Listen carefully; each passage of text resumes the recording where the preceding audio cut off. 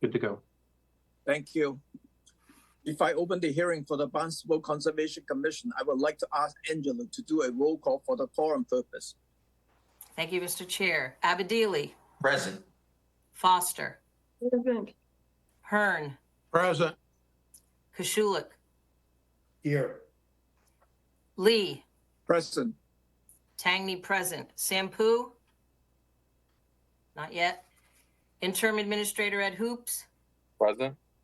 Staff Member Kim Kavanaugh. Present. We're all set and we have a quorum. Thank you. Acting under the provisions of Mass General Law, Chapter 131, Section 40, and or Chapter 237 of the Code of Town of Barnstable, the Barnstable Conservation Commission will hold a public hearing on Tuesday, February the 11th, 2025, at 3 p.m. for the application of Kevin P. Starr, trustee, St. Mary's Island Trust, Robert Howard. This hearing is being recorded and broadcast on the Town of Barnstable's Government's Access Channel. The plans and application are on file and may be reviewed by Government Access Channel. The plans and application are on file and may be reviewed by scheduling appointments by sending email requests to @hoops at 230 South Street, Hyannis. This hearing is being recorded and broadcast on the Town of Barnstable's Government's Access Channel. In accordance with the Mass General Law, Chapter 38, Section 20, please let the chair know if anyone is recording this hearing. Hearing none, this afternoon's hearing agenda is posted on the town's website. On the agenda, next to each application is the amount owed to the Town of Barnstable for the cost of advertisements. Please send your checks to the Conservation Division at 230 South Street before the hearing. Remote participation.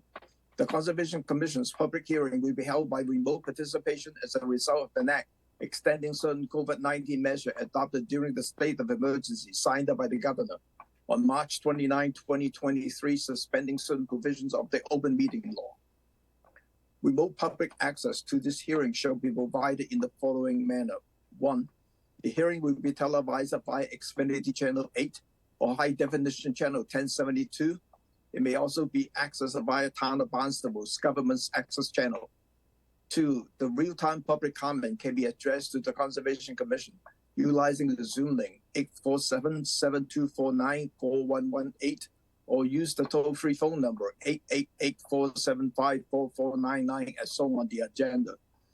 Third, the public can also email the comments to ed.hoops@town.barnstable.ma.us at least 8 hours prior to the hearing.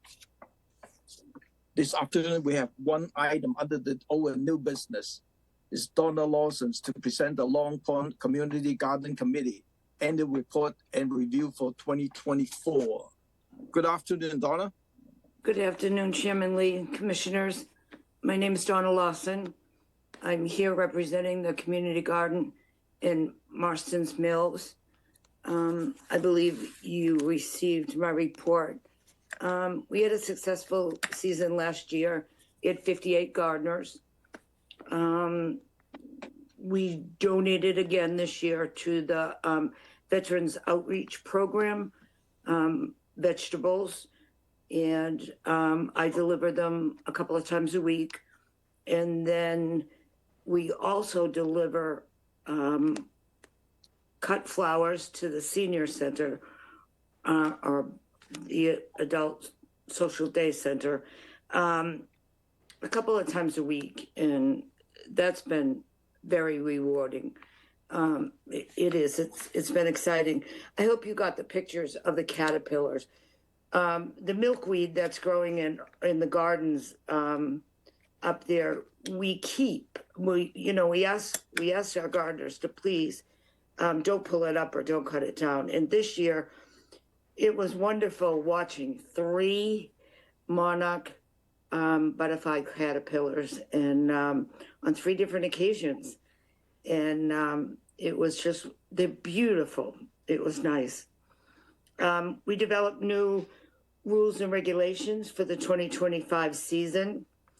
In the past, I don't know, maybe month, I received 3 more applications.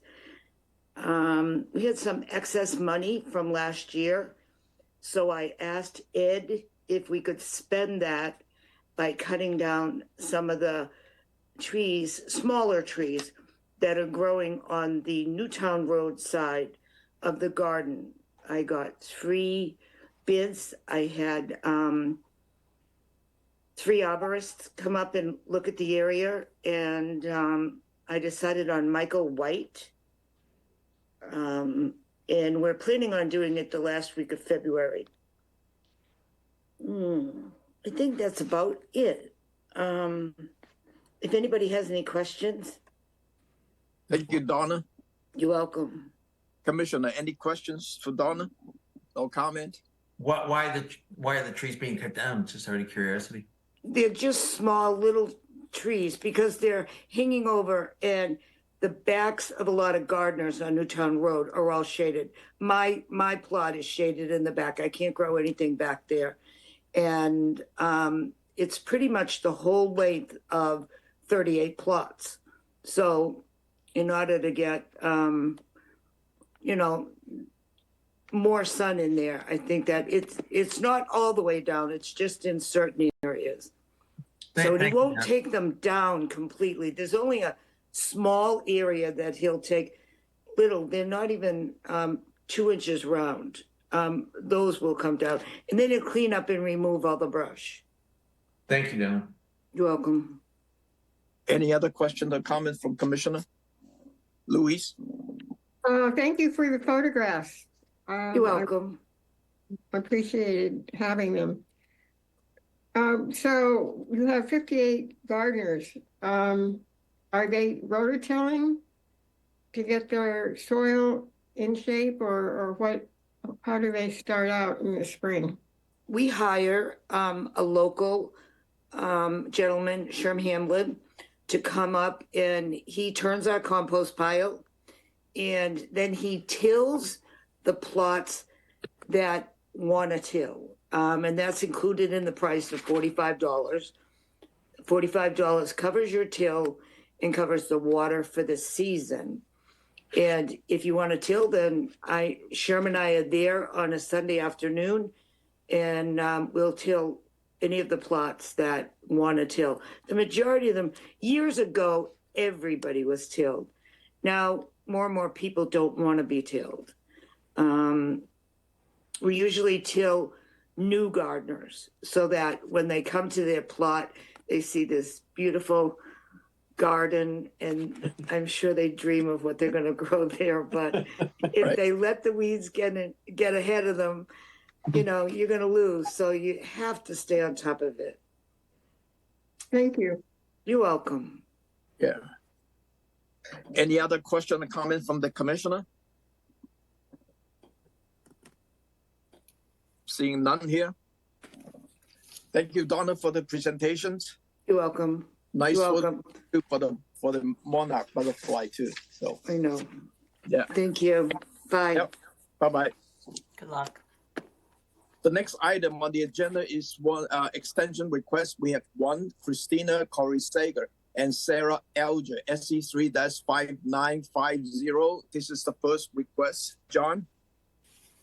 Good afternoon, John O'Day from Sullivan Engineering Consulting. As you said, this is the first request. Construction is underway. So they're anxious to complete it as soon as possible, but I'm sure it'll be at least the better part of a year. Right. Thank you, John. Usually for Jeff, just for information, usually for the first request, we usually would give them the extensions because we understand the work would take some time to do. So could I have a motion to approve the extension request? So moved. Second. Roll call. Abadili, Aye. Foster, Aye. Hearn, Aye. Koshulik, Aye. Lee, Aye. Tangney, aye. And Sampu hasn't entered yet, correct? Right. I have not seen it. Unanimous. All set, Mr. Chair. Yep. Thank you.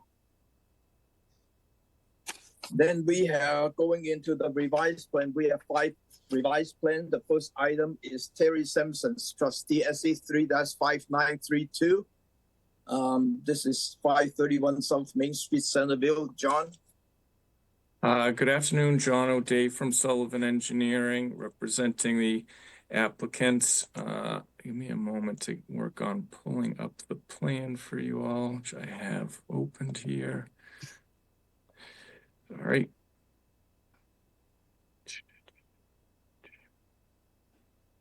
Where is it?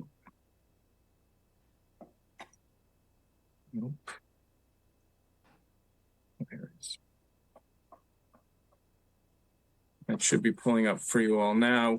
This project is located at 531 South Main Street. It was renovations and additions to an existing dwelling, reconstruction of a garage, a pool cabana, a pool. All the work has been completed. We are here this afternoon seeking your approval for some grading that was done around this south end of the building. As you can see on the plan, the house had actually extended out further, sort of shown with this grade outline. That wing was removed. The building part actually cut back and a porch constructed around it. As that was removed, I guess, this occurred, I think, probably a year or more ago. Again, the site is completely landscaped and completed at this point. But my understanding is that, as part of the removal and excavation for this foundation, some of that backfill was just left and used to regrade around the building.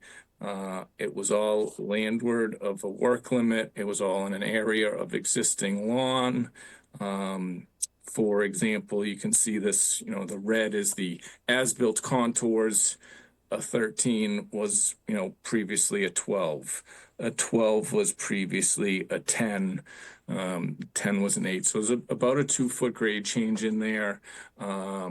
This is a state-defined coastal bank in this area, only along the stretch. This grading transition around the building really did not impact that top of coastal bank designation. It did not in any way destabilize it. If anything, it was, in this location was probably a 1-to-1 slope before, so softening that slope a little bit to 2-to-1, perhaps provided additional stability. The whole area has been planted with native plantings, even though that wasn't a requirement. It was just their landscape desire. So I think in all conservation perspective, have done no harm to the area, and if anything, perhaps maybe improved the buffer zone. I think with that, I'd be happy to answer any questions. Thank you, John. Our John? Thank you, John. I think, and perhaps this individuals will be speaking, but we did receive a comment letter saying that this was within a right-of-way that this other individual enjoyed. Obviously, the commission has no jurisdiction to resolve issues of use of a common way or right-of-way, but we do have jurisdiction of anything within our 100-foot buffer zone. So my first question, John, or Ed, perhaps you can help me out, is this alteration within our jurisdiction of the 100-foot zone?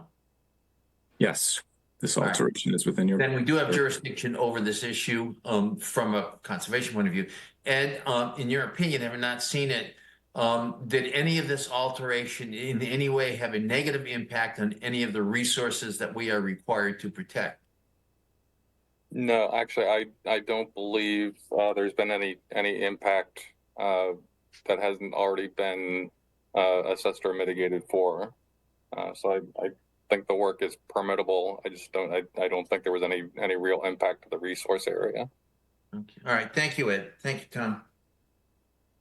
Any other question from the commissioner? Angela? Yeah, thank you, Tom. John, in the original plan, 2 trees were removed and there was a proposal for replacing a cedar tree. Was that done? A cedar tree is I do not believe has been done. I think as we mentioned in the narrative, they did native shrubs, almost 2,000 square feet of it in here, which we hope that the conservation staff could consider to be a suitable replacement in the buffer zone. So the tree wasn't done. I don't have a problem with the mitigation. I saw it, but I couldn't find that proposed replacement tree, so that wasn't done. I believe that has not been done. Okay, thank you. So shouldn't that be an issue for the revised plan, Tom or Angela, that issue Angela brought up? They haven't done that yet. They're going to do it? Let John answer the question because I think that is a discussion point, I guess, with the staff as to if this is approved and we track towards certificate of compliance, whether they think that the plantings count as other native in consultation with staff, or if they say, no, give us the tree. Okay. We don't get a say in that. I guess I'm simply saying the point that Angela brought up is valid to be considered, whether now or in a certificate. Thanks, Right. Angela. yeah. Any other question from the commissioner? I have my hand up. Oh, sorry, Louise. Regarding the mitigation plantings, I've seen some pictures. Maybe it's in a different area, but pictures of something in bloom that looks like it's planted along the an area that is graded as you described, that looks a lot like white roses. Does that ring a bell? Because I don't think that white roses would qualify as mitigation. So I guess I don't know the exact species that are in that planting bed, but stepping back, I guess a half, there was no mitigation required for this project. The project actually resulted in reductions in hardscape, I believe, in the buffer zone.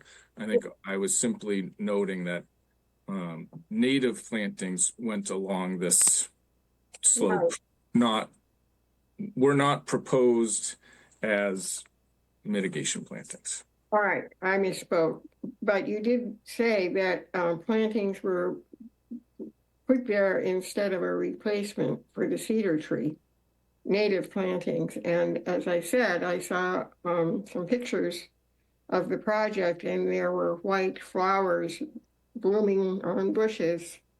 And I'm just wondering, what were the native plantings that were put there? They may not be called mitigation, but they were, as you described it, I think, if I understand, replacement for a tree. Am I correct?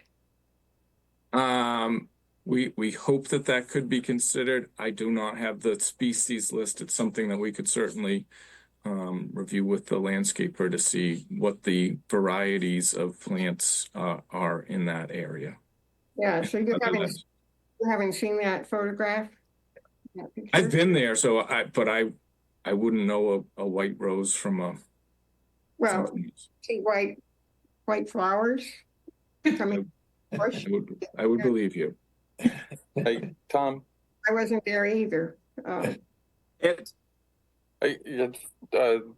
maybe move this along.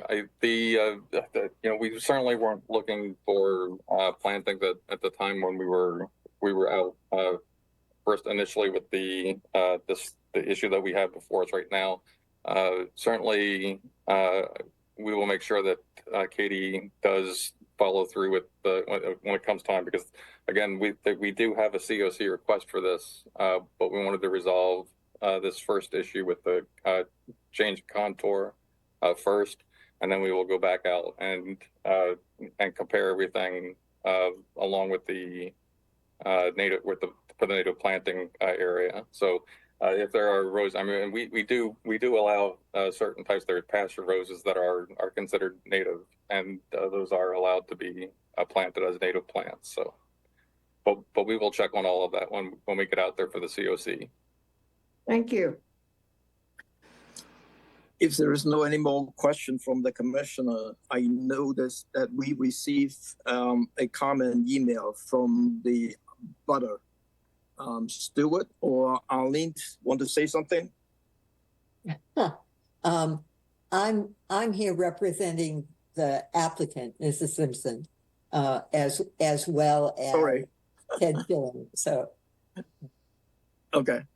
and I just on the topic of those roses, I didn't think to look very carefully at them when I was out there recently, but there are more and more varieties of Rosa rugosa that are white flowering now. So we can check. Okay. Thank you. Thank you. Stuart, do you want to say anything besides your comment?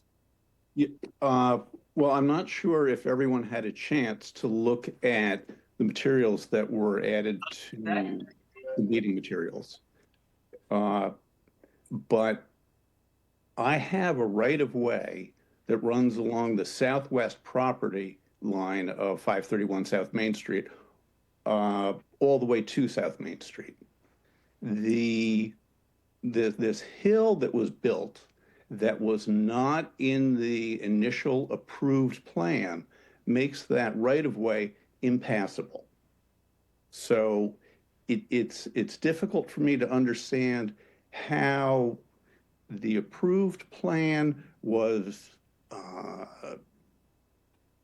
essentially ignored, because you can see where the 12-foot line of the new grade intersects the 9-foot line of the old grade and then recrosses it somewhere between 40 and 50 feet later. And this is in the middle of my right-of-way.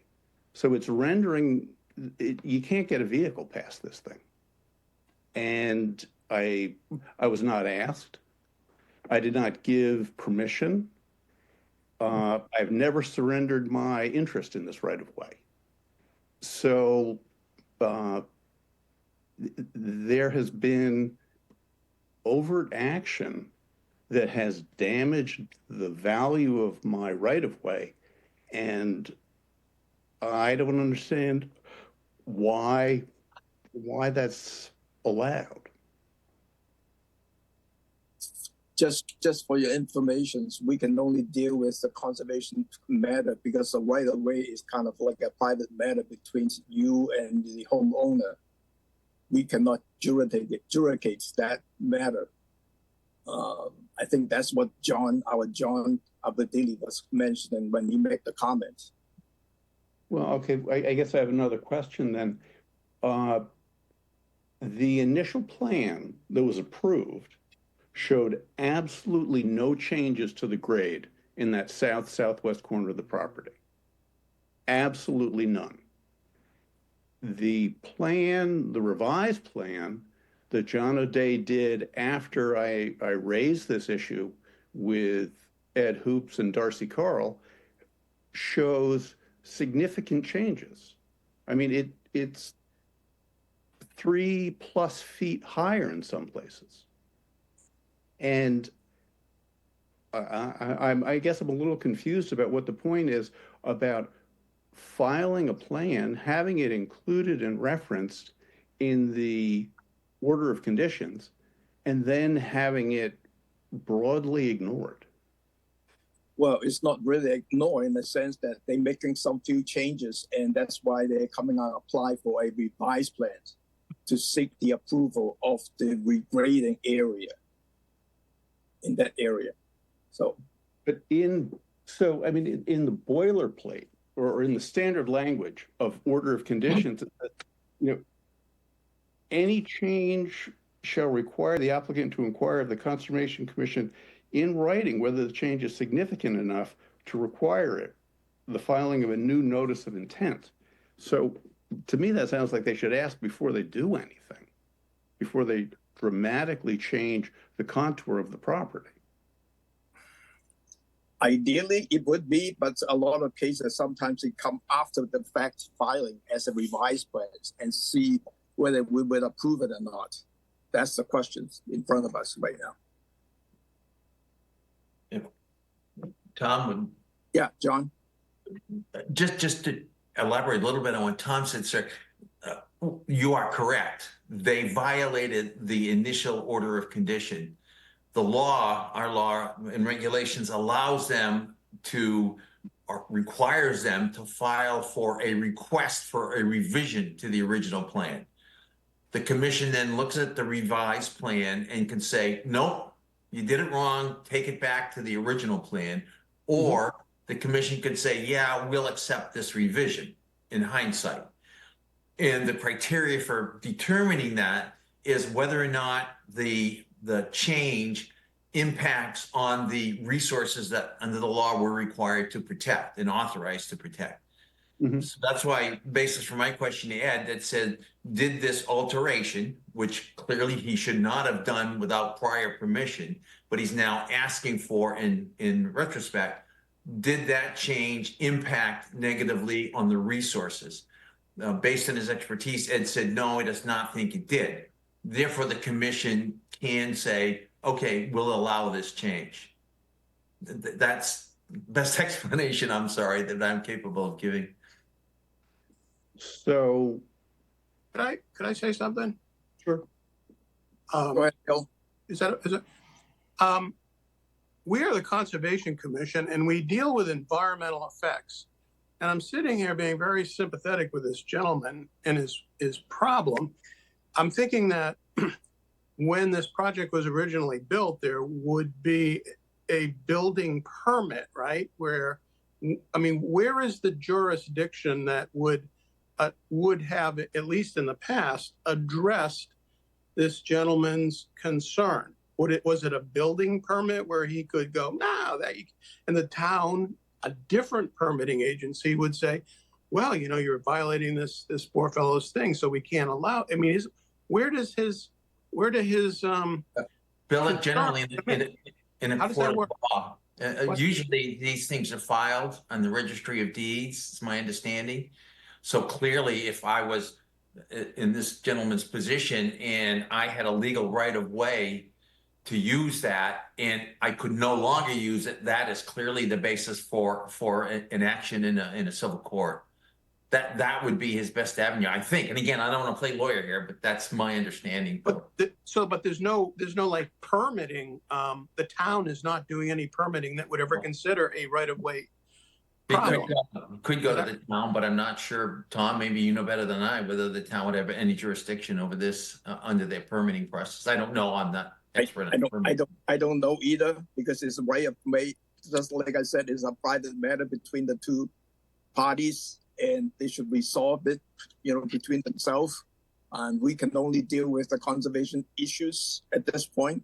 So I will leave it at that. So Yeah, we only deal with the environmental concerns, and I mean that's all we can do, really.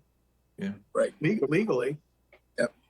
So to the first question about, you know, whether this is a building permit question, I did talk with the building department, and they were kind of in the same situation that you guys are, where they're saying, gee, I don't think that's us. But in any case, you know, any plan that was presented to the town for approval prior to this revised plan showed no grading changes.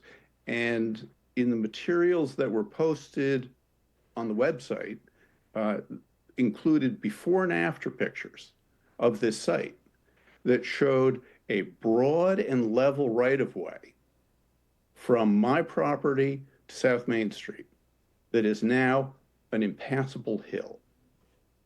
So, I mean, it seems just plain wrong that someone should unilaterally deprive me of this. But I can also understand how perhaps it's not something that is exactly your job. It does seem funny that they could make these dramatic alterations in the topography within 15 feet of the coastal bank without prior approval. Have you just out of curiosity, I was overstepping here, Tom, a little bit, and I should stop. But have you contacted an attorney to bring this issue to his or her attention that That would be a step that would be logical, sir, if you haven't done that already. Maybe you have. Yeah. My attorney and the owner of 531's attorney have been in contact for sure. That's great. That's a good start. It seems ridiculous, but yes. Good luck. Yeah. Good luck. Charlie,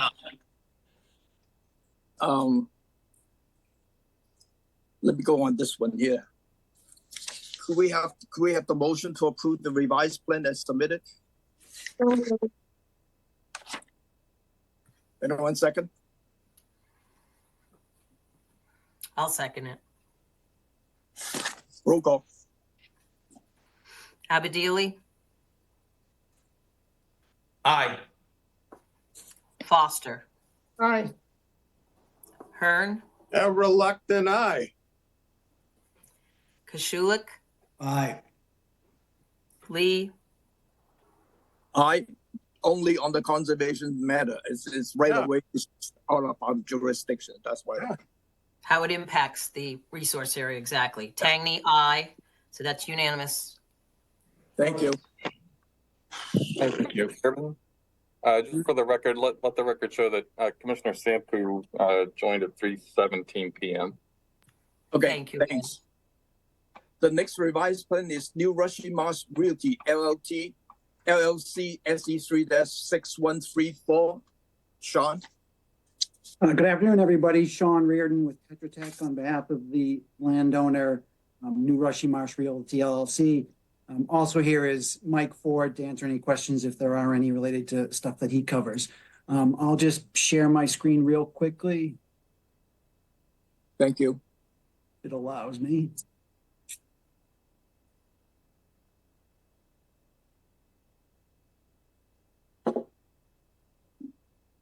Let me know when and if you can see Yeah, we can see it.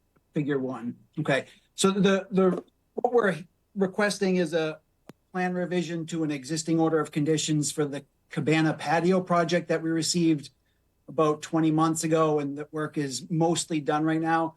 That involved the construction of a new patio in Coastal Bank adjacent to the Cabana. What we're proposing is what's essentially an artwork installation, another piece of artwork on this particular property, and it's a Core-10 steel. So Core-10 steel is like a steel that weathers a very particular way, and it presents a very attractive sort of finish. This is just a freestanding steel wall that starts at 0 feet of reveal and extends out of the ground in a curvilinear fashion as it winds through the driveway. So if you see this yellow line, this is where the wall will be. It starts at basically at grade at 0 feet high, and then slowly exposes with grade to about 8 feet high at this location. The wall is just a 1 inch thick freestanding steel wall. And it's in the 0 to 50 foot, the 50 to 100 foot buffer zone. There's a small section that's outside of it, but it's about 240 feet of wall altogether. The reason we're proposing it as a plan revision as opposed to something different is basically, I don't know if you all recall, but we had dozens of open orders of conditions on the property in the past. And what we're trying to do is simplify things and just keep this as part of the order of conditions that's already been issued and open for the property. It's also in an area that's all lawn or driveway right now. So no disturbance to the woods or anything like that. It's no closer than the work that was done on the Cabana patio project. That work was considerably closer to the resource area. This was all outside the 50-foot buffer zone. Just to sort of help people look a little bit more closely at it, this is a zoomed in image. Again, this yellow line is where the wall is intended to be, all outside of the 50 and 100 foot buffer zone. Key things to see here are we're proposing about 20 square feet. So if you take the 1 inch thick wall over the 240 feet, it's about 20 square feet of impervious area. So by the town's calculations, we'd owe about 60 square feet of mitigation. The Cabana patio project had about 400 or 500 square feet of excess mitigation. We're also proposing to to take out lawn and replace lawn and other sparsely vegetated areas in the pink highlighted area with a ground cover ivy. So a total of about 2,000 square feet. So well over the 60 square feet that we would otherwise need to offset that new impervious within the 50 to 100 foot buffer zone. What we are proposing as far as erosion controls for this work is a simple compost filter tube around the outside of the work zone. Not really because there's a risk of any sort of siltation or anything like that. More as a demarcation of the construction line so that people aren't going any further than they need to. The reason we're not terribly concerned about any erosion risk is we've got about 50 feet of sort of densely vegetated woods. The only excavation we're going to be doing is for the footings for the wall. That'll just be a hole in the ground. Any material that comes out of that hole will be taken off site. So there's no stockpiling. All of our mobilization would be from the existing driveway, and our equipment would be stored in the existing parking area on the north of the sheet here. So we're requesting the commission to approve a minor mod so we can incorporate this under the prior approved project. Thank you, Sean. Any question from the commissioner? Yes. Who's Jeff? Tom, Jeffrey. What? Yep. Sorry, a little confused. What is the purpose of this wall? It looks like it's completely freestanding. It is. It's artwork. Artwork. Yes. Artwork. It serves no other purpose than visual.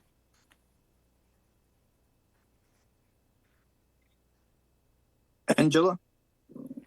Thank you, Tom. Yeah, my question besides with the wall for aesthetics was it says what you're doing is completely outside the 50-foot buffer, but at the beginning of the driveway where there is lawn right now and it is not what you are asking, you are drawing that you're putting ivy in on both sides of the driveway, and that's in the 50. Is that correct? So you're asking for two things, the wall and for planting ivy where right now we have natural growth. Everything you have in pink you are putting in, correct? No, the intent there is to replace whatever lawn is in that area with an ivy as a transition from, we're only planning on changing either lawn to ivy or anything that's sparsely vegetated that needs ground cover. So that would be offered. In the 50, lawn, natural lawn to ivy. You're asking to do that in the 50. I Go to suppose can you circle it's not a necessary part of our project. It's more offered as mitigation for the 20 square feet that we're adding of new impervious in the 50 to 100. So I guess to a certain extent, perhaps, yes, but we would have no problem eliminating that ivy planting should the commission have an objection to it. Well, I'm not seeing it as replacing grass lawn at that entrance area in the 50 with mitigation when you're putting in ivy. I'm just not understanding that. So, okay, thank you for answering. One thing I just want to clarify, Sean, I think looking at the drawing, majority of your wall is between 50 and 100, nothing inside the 50-foot buffer, correct? Correct. The wall was designed to be completely outside the 50-foot buffer zone, yes. Okay, I just wanted to make that clarification. Bill? Yeah, I think of ivy as being an invasive species, something that you don't want to be planting. I don't like that at all. Also, it says that you have a 4 foot wide by 4 foot deep concrete footing. Can you tell me about the concrete footing? Is it 4 feet wide, 4 feet deep, and how far above the ground is it? Is it visible? Is it under the ground, or what? It is under the ground. It is not visible. Top of the footing will be at least a foot below grade. The reason it's so big is because the wall has a big wind load on it. Yeah, I bet. And internally, there's a lot of hand wringing about whether or not a foundation that big is required. But at current, to withstand the shear loads that this wall will create when it's under a wind load, we're currently anticipating a foundation that size, yes. Is there any information on if it's a 4 foot deep concrete, what effect does that have on any kind of groundwater flow or anything? Well, right now, we're considerably higher than grade. And it's all relatively sandy soils, and the groundwater is anticipated to be well below the bottom of the footing. We are planning on putting weep holes in the wall, because if you can, from the shape of the wall, there will be a tendency for this to trap water as water runs off the driveway and through the lawn to the resource area. So we're going to be putting weep holes in the wall that allow the water to move across that threshold. That's a good thing. Yeah. I don't Yeah. like the ivy. And so as it relates to the ivy, if the commission sees fit, we can certainly either eliminate the ivy planting, substitute it with something else. This is what was sort of expressed to me from the landscape architect as to what his proposal was. And I think, just a lot like Mr. O'Day, I don't know much about ivy. But we can certainly, it was never intended as a sort of an intent of the project. The project is to install the wall.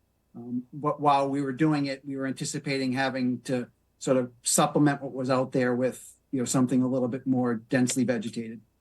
If I might say something about ivy, ivy really spreads. It spreads like wildfire. I have some on my property. I've been familiar with it for a long time, and it climbs trees. It kills trees. It's really a bad thing, whether it be English or Swedish ivy. Thanks, Bill. I don't think it would end up staying right where you're planning. No. Luis? Well, yeah, I was interested in the subject of the ivy also, and just wanted to caution, as Bill has, that it can be invasive, but I thought that there were some species that would not be invasive. So I guess I would leave it to the architect to ensure that we get the correct kind of ivy there, not something that's going to climb onto trees.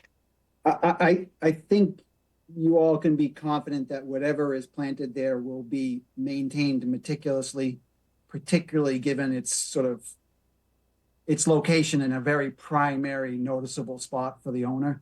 Right. But to that end, if it's a concern, then we'd happily coordinate with your staff to make sure that what is planted is pre-approved. Right. Yeah, I think it would be better for Ed to look at that, to give your opinion.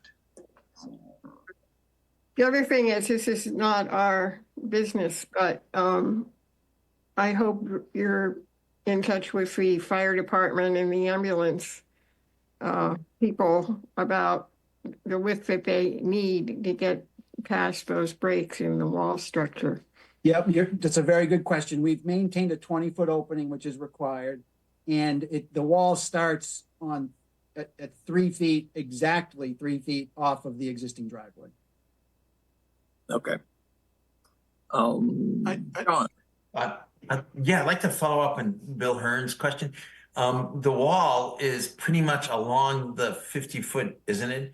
And so my question that Bill made me think of is, does that 4 foot wide footing go into the 50? It may only slightly at this location here, John, but Okay. we're about 2 feet. I mean, it's an offset from a delineated boundary, and we're at that boundary with the limit of excavation. So there may in fact be some temporary disturbance within that 0 to 50 feet, but it would be a temporary disturbance only. All right, then I'm going to go back to that ivy thing, because I'm like Bill. I've got ivy and I'm forever cutting it back off the trees so it doesn't kill them. I am not sure what kind of environmental impact that has in terms of protecting that 50-foot buffer zone, but clearly I think you should work with the staff to get staff's approval of some kind of mitigation plantings, probably off the required list or the recommended list. Okay. Because I kind of agree with Angela and Louise on all that ivy ain't the thing to go as far as I'm concerned. So I would eliminate that and put in a requirement for working with staff to get something off the approved list. So that in fact, that 50-foot may even be getting better than what exists right now. I mean, that was the intent. Thank you. So, and Yeah. I apologize for not being as informed as I should be about Ivy. Certainly I should have covered that with Chris. Yeah. That's okay. We don't know everything. So Yeah, Tom. That's true, very true. Yeah, Tom. Yeah, yeah. Yes, if I could just follow up John's question about the overdig and Mr. Reardon's comment about potentially a temporary disturbance within the 50. Why not just, especially where you got to go back and modify, it looks like you're going to be modifying the plan due to everyone's problem with the ivy, but why not that point of the yellow line that you just dotted, like 1 o'clock in this picture right here? Mhm. Why not just push that about five or so feet away from that 50 in that really tight spot? Yeah, if I could, if I can explain this properly. Yeah. go ahead. There are no there's no non-curved sections. Every section of wall has a point of tangency on every curve. So there is an awful lot of geometry that goes into trying to make this wall, all the curves work, all the curves land exactly 3 feet off the edge of the driveway. All the wall sections and curves need to be multiples of about 8 feet for fabrication purposes, given the limitations on being able to bend 1 inch thick steel. So it might seem very simple, but it is very difficult to change the geometry and still sort of get everything where it needs to be. The wall, the exposed portion of the wall is without question outside the 50 feet. But you yourself just said that there would likely be a temporary disturbance within the 50 feet. I just heard that a few minutes ago. Correct, Jeff, but my feelings would be, Jeff, that if in fact we put in significant mitigation plantings, and I don't mean the ivy, we may end up getting a gain out of this. That's all. Okay. and also just keep in mind the patio project had an excess of about 400 square feet of mitigation planting as opposed to what was required. So we are playing off a little bit of that sort of excess planting that was approved under that project.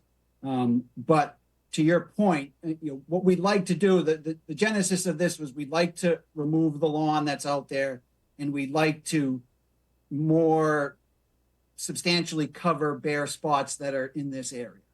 So the intent of the green outline is not to do anything other than replace lawn with a more suitable ground cover and to otherwise sort of supplement what is otherwise a sort of a very sparse ground cover.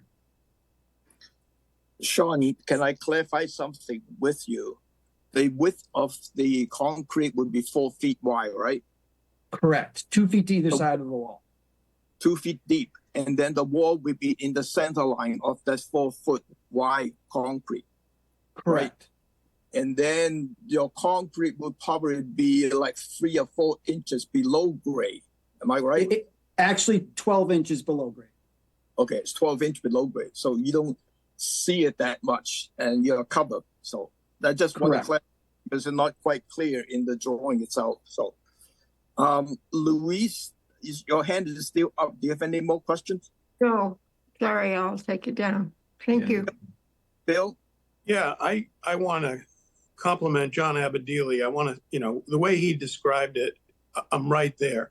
And I'm going to reiterate it very simply. It should be approved by staff, and I would strongly encourage native plants, rather than the ivy. Here. Thank you. Thank you. Pete? Yes, please, thank you. Sean, just remind me, I have potential concerns for small reptiles, maybe small amphibians. You've got a wetland here, that the passageway underneath, that there are passageways underneath your wall here. Thank you. I think we can very easily accommodate that by just, you mean like, so if the weep holes were, say, a 6 inch diameter hole, just sort of have a a hole in the ground that provides access for animals as well? Yeah, I mean, there are considerable breaks at the driveway. But we can certainly accommodate some sort of animal passage through the wall. It would have to be below finished grade, but as opposed to above it. Well, I think you could probably do that, but again, you don't want your passageways for animals on, on the road. It just funnels them to be squashed. Understood. Yeah. Thank you. Let me try this. Could I have a motion to approve this revised plans subject to the staff to review the native planting instead of the ivy and providing some small animal passage below grade? Tom, can I Go ahead. just subject to staff review and approval of? Okay. Thank you. Yep. So with that amendment, So moved. Luis move. Okay. Second. Roll call. Abadili, Aye.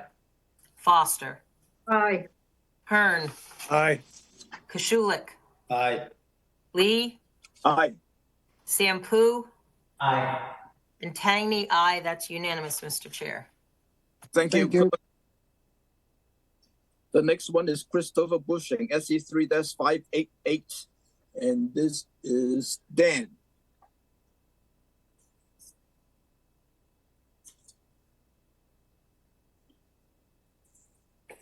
Dan?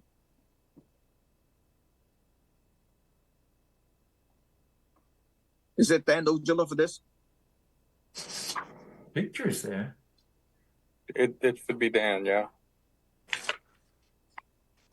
Maybe he stepped away. No, he just unmute himself, but he's not speaking. Dan. Dan, Hello, Dan. Dan, speak to us. He doesn't hear you. Well, let me go to the next one then. I'll come back to this one. The next one is Arthur and Terry Seagulls, trustee SE3-5723. John. Good afternoon, John O'Day from Sullivan Engineering Consulting. I'll bring up our plan for you all. This is a project on Main Street on the Centerville River, which was replacing and repairing some retaining walls around the property. Most notably, probably along this landward side of the boathouse is an existing railroad tie wall that is disintegrating. We had originally proposed for that wall to be replaced with like a vinyl bulkhead sheeting and then a landscape boulder wall above that. We are here today looking for just a materials change. Instead of using those vinyl sheeting, we'd like to, and the boulders, we're looking to accomplish all this work using a segmental block wall. I think the commission's seen those at other sites. These are, this is not a bulkhead like out on the waterfront. This is landward of a building. It's retaining. We're not asking to change heights or footprints or locations or methodologies. There was a condition in the order about a pre-construction, which I think would still be, a valid condition to have, but we're really simply just seeking a change of materials for the wall construction. And we had also provided, those walls have all been segmental block walls have all been structurally designed through contacts through the manufacturers, and I think those were provided for your files as well. Thank you, John. Any question from the commissioner? Seeing none. Could I have a motion to approve this revised plan submission? So moved. Second. Second, Roll call. Tangney, aye. Sampu, Aye. Lee, Aye. Kashulik, Aye. Hearn, Aye. Foster, Aye. Abadili. Aye. That's unanimous. Thank Thank you very you. much. Let me go to the next one first. David and Jen Singer, SE3-5980. John? Yes, John O'Day from Sullivan Engineering Consulting again. I will flip to that plan for you all. This project was originally a demo rebuild. Then it got scaled back to just being kind of renovations, additions. The house is well under construction. There was an approved patio on the north side of the building, kind of shown here. They're seeking to increase the size of that patio. Again, we're on the side of the dwelling. From our last revision where we scaled back to being a renovation, we had some excess. The project originally had some mitigation along the top of the bank, and then a restoration plan kind of to the north and south that were all needed for the initial project. As it got scaled back, the buffer strip was more than enough to mitigate. There was still some excess, actually. The restorations became optional. And so now to partially offset some of this, we would be using, again, whatever was left over of this, and then we would be committing to this, northern portion of the restoration of 3,800 square feet. So I think in looking at the buffer zone calculations, let's see them off the corner of my screen. The project in total at this point would need 2,470 and would be providing 1,490 square feet of the buffer strip along the top of the bank, an additional 3,860 of the restoration area, so a total of 5,350. And I'd be happy to answer any questions. John, can you show us the area, that additional patio that you're asking for right now? It is this line here. This is the additional. So that part was already approved. This is the additional. Okay. Thank you, John. Angela. Yeah, you know that we're not thrilled about anything in the 50, and it's not good impact on that resource area. And I'm still not understanding why you're coming back with a revised plan for more. That just explain it. I get you're negotiating over the mitigation that was given last time, but why now are we proposing more in the 50? I think that the project had originally been significantly more extensive. There was a whole nother building. There was, a lot more work involved, and the plans that you approved the last time were, scaled down to, as simple as they could in the time that they were trying to get the, renovation of the house going. And now that the walls of this addition and stuff are up and they're starting to feel the areas, they just think that this is could be an important corner of the house. So they negotiated in good faith before, but now they realize they wanted more than what we settled on when this was approved. Well, again, I think that if we go back to the original approval was like 10,000 square feet of house, and instead it got scaled down to, 1,000 square feet of addition or something. So, Right, and I'm sorry, I wasn't on the initial one. This is partially due because of where the septic is. Is this why we have anything at all in the 50? We are working on an existing house that's there. I mean, this Right. house was existing. This garage was existing in the 50-foot buffer. This was all a disturbed area. And I think that the initial, again, I think much more extensive redevelopment, the commission had felt that this, a buffer strip along the top of Bank was a significant improvement to the property. Okay, thank you. Bill? The currently approved project has a smaller patio. You've already got one. And now you're looking for a much larger patio. And it's basically a major expansion into the 0 to 50. And that's happening on a project where almost the entire 50 to 100 is already completely built out with hardscape. I mean, I guess I just have a problem. Like we've already gone through this project and it seemed like it was settled. And I'm just having a hard time thinking that I want to agree to a substantial expansion down into the 0 to 50, which we keep trying to, protect. Thanks, Bill. Luis? I agree with Bill and Angela about the expansion, and I just want to say that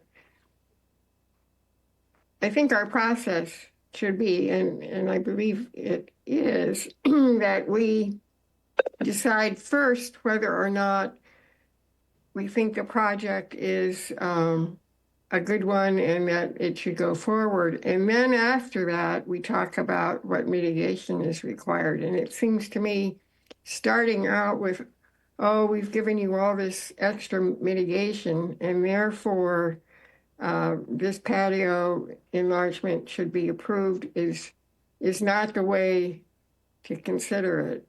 That we really should be looking at whether or not the enlargement of the patio is the right way to go and acceptable, and then talk about the fact that, oh, it's great, we already have all this extra mitigation. So that's, I just think that ought to be our line of attack on something like this. Thank you. And I understand. Oops. John O'Day? And I'd be happy to bring up, and I know this is hard for all of us, and me too, getting spun around in circles with them of this is our project now, this is our project now. It's a lot goes into this, but again, just kind of going, and I can pull it up if it's helpful for you all, but the project that was originally approved had within the buffer zones an addition, 3,700 square feet of additional hardscape in the buffer zones. And even with this revision, and I don't think that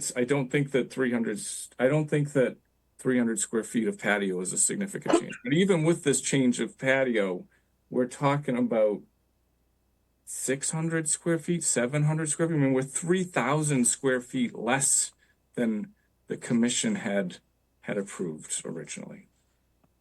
Well, for example, you could reorient that enlargement so that it doesn't go so far into the 50-foot. You could turn it 90 degrees, right? That was my exact That's a good thought point. process too. Yeah. And that would be less of a problem for some of us, perhaps. Opposed to having it sticking, toward the east so much. Stick it toward the north. I don't know if people would feel better about that. But, I mean, there are ways to make it less of a problem for some. Let me go to John first before I chime in. John. Thank you, John. John O'Day, I have a question. I want to make sure I understand correctly. From the last approved plan, not the first one, from the most recent plan that's on the table up until today, the amount of mitigation from that plan to what you're proposing, has that amount of mitigation changed? Yes. Have you added additional mitigation on this requested revision from what was approved on the current plan? we had excess mitigation in this area seaward of the house before. So we are using some of that to offset this additional need. No, sir. Let me rephrase the question, John. From the plan that was currently approved, not the original, nothing else, from the current plan Yes. to this request, is there additional mitigation or just using what was already in the existing plan? This area is now being called as mitigation again. So What is it right now before the revision? before the revision, it is an optional restoration area. Which you agreed to do? Optional. We did not agree to do it. We said we may, on the day one, it was needed for the 3,000 square feet of adding. And then when the project got scaled back, we and the commission agreed that, well, that was still a very nice, and the owners, it was still a very nice restoration plan. And it would be very nice if everybody proceeded with it. And it was agreed to have it as optional restoration area. All right, I'm sort of playing with words here a little bit. Louise, I would respectfully disagree with the way you would approach it. I would approach it a little differently. And I know when we went back to those initial regulations, we said, look, at the 0 to 50 is really, really, really, really, really important, sacrosanct, if, and therefore required, if we're going to grant an exception to that, we require 4 times the amount of additional mitigation for every square foot. That's what the regulation says. That's, and I can go back to it because it was part of it. That's what our thinking was. Would we, in a specific case, allow an additional hardscape in the 0 to 50? And we said, perhaps we would, but only if we received a minimum of 4 times as much square feet. Therefore, having a more positive impact on the 0 to 50, that the net impact would be positive from an environmental point of view. That's what our thinking. I am not so sure that that philosophy applies to the application John has in front of us. I don't see how that's any different from what I said. I really wasn't. Well, perhaps it's not, but I would have phrased it differently than Louise, because you said you'd look at whether we like the project and then would look at mitigation. I don't think you separate those. I think they're looked at the same time. I think the bottom line is whether or not there is a net benefit to the environment from a project. That's what we're looking at. And that's why we said 4 times if it's in the 0 to 50 versus 3. In any case, going back to this one, I'm not sure that we're getting that. You know, I'm not sure I understand how we're not. I mean, we've provided the calculations and we tried to make them very clear and so that you could compare it to the last ones of, you know, this is the change, additional. Because what I heard you say, John, was that in fact, when the current approved plan as it exists, you said, yeah, that little area is optional, but we're probably going to go ahead and do it. Now you're saying, well, we will go ahead and do it. Sure, I guess you could pull it back, but we're sort of playing with words here. So I'm kind of going along with the philosophy that says, look, let me see you change this thing a little bit, as Louise or Angela, somebody else suggested, are changing the direction of it. I'm not sure that even under the way I view this issue, that you're complying with what we intended.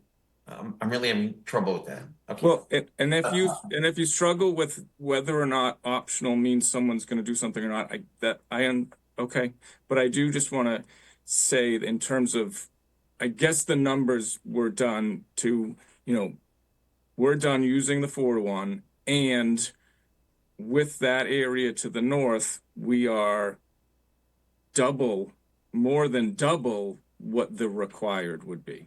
Now, whether you're willing to accept that, well, hey, I think they were going to do it anyway, so we shouldn't count that as mitigation. I can't answer that for you, but I think that we have done the calculations correctly. And if this is implemented, we're more than double what the 3-in-1 and 4-to-1 already are. Thank you. Thank you, John. John O'Day, when I look at this stuff, The only concern that I have, you're expanding the patio into the proposed mitigation area. You know, if I want to propose something change, either to put it back outside of that, outside of the mitigation area and square off from there, or put it back into the existing line where your existing patio and square off go north a little bit. So I was going to ask that if Louise's comments had gotten any more traction, as well as if this becomes less about the area and more about the proximity, if we were able to reconfigure this to fall within the work limit, whatever rectangle or square shape that is, would that be something that, you know, could be approvable? Okay. Bill, so you see your hands up? Yes, it is up, and I have a third perspective. Our Chapter 704-4 Town Reg Governing Activity in the 100-foot buffer says, and I'm going to read this one little half paragraph, quote, "To the extent feasible and practical, work should be avoided within the 50-foot buffer. Therefore, the granting of a waiver and acceptance of mitigation," get that, acceptance of mitigation, that's the 4-to-1 thing, "for work performed within the 50-foot buffer should be considered only under exceptional, limited circumstances. In the absence of a waiver, hardscape, or landscape alteration proposed within the 50-foot buffer shall not be undertaken." In other words, just because you're providing a 4-to-1 mitigation, we're not even supposed to just accept it, just carte blanche. Everyone gets a 4-to-1. It's only under exceptional circumstances. And I don't see a patio being an exceptional circumstance. And then my other point that I would make is that if you flip the sucker around and you end up going, you know, north instead of down into the 50, I think that would be good. But again, well, it looks like there's almost negligible impact, further impact, if you will, to the 0 to 50. So I think that would be a good thing to do as an alternative. Thank you. Bill, Louise? Well, I just wanted to tag on to Bill just read, and I think that's what I was getting at, that, you know, it's not a package. It's you got to consider the steps, and the first part of that is this proposal that is acceptable, and if it is, then because of that exception, you consider before you talk about the mitigation package, which is 4-to-1. And I think that's my interpretation of what Bill read. Thank you. Thank you, Louise. John? Yeah, and I would sort of agree. I do think, Bill, really has been my experience, and I remember when we talked about these things years ago, that if the commission felt that the buffer zone was getting a greater benefit than what exists, then that, from the environmental point of view, is a positive thing, and we would therefore improve it. The 4-to-1 is a guideline. You know, the more we get, when we look at the project, and maybe this is going back to how Louise looks at it, when we looked at the project and then we looked at what's happening to that sacrosanct 0 to 50, if in fact what's happening to the 0 to 50 is a significant enhancement in the role of the buffer zone, as you know better than I do, in the role of the buffer zone, then that is something we would generally approve, in my experience. So it's that balancing, and you and I have talked about balancing several times. It's that balancing of, you know, additional hardscape versus the environmental impact.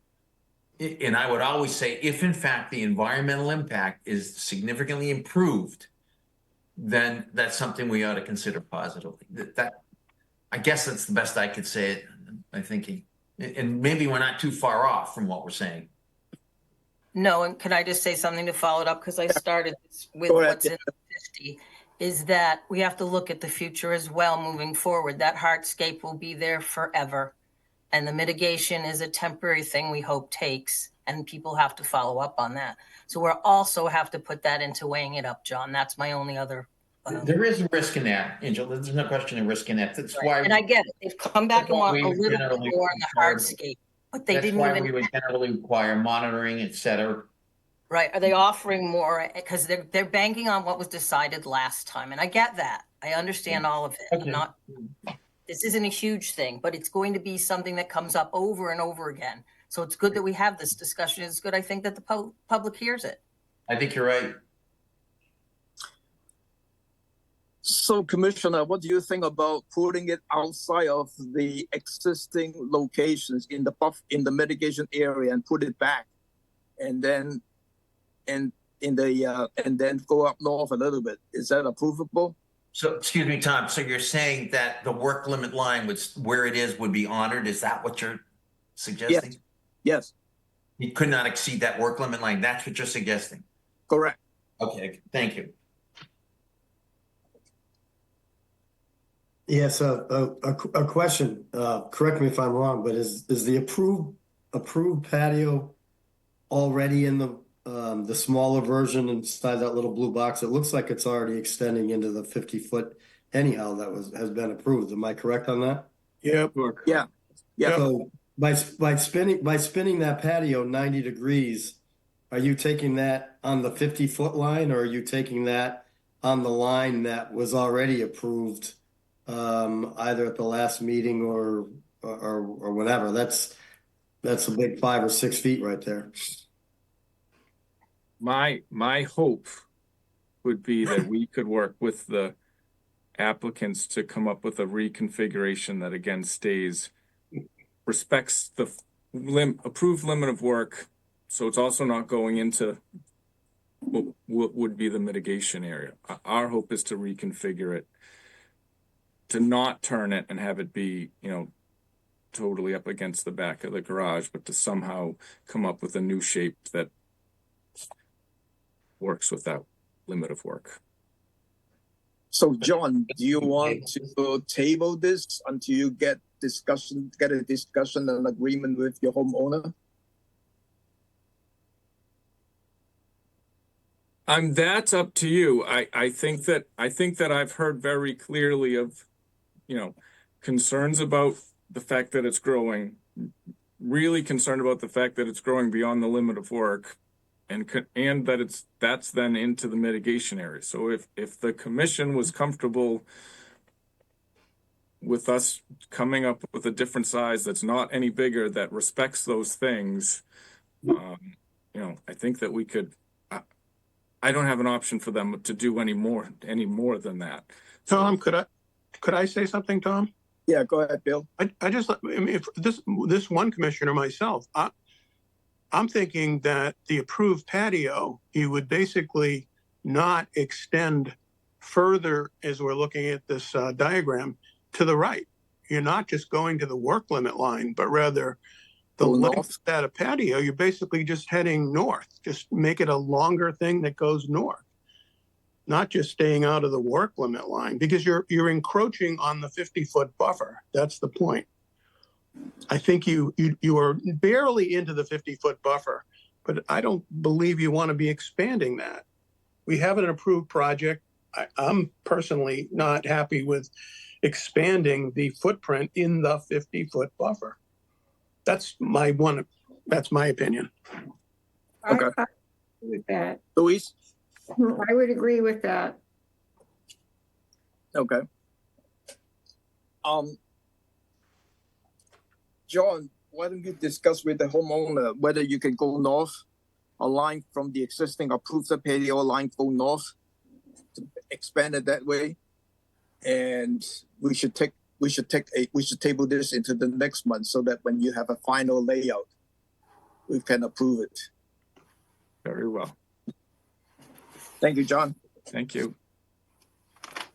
Now let's go back to the third one. Total bushing, SE3-5888. Dan, are you here? I am now. Sorry about that. That's okay. building commissioners had called me and I figured I'd had time, but, so this one is, you'll remember this, it's Hilliard's Hayway. You have to go into Sandwich to get there, way up in the northwest corner of town.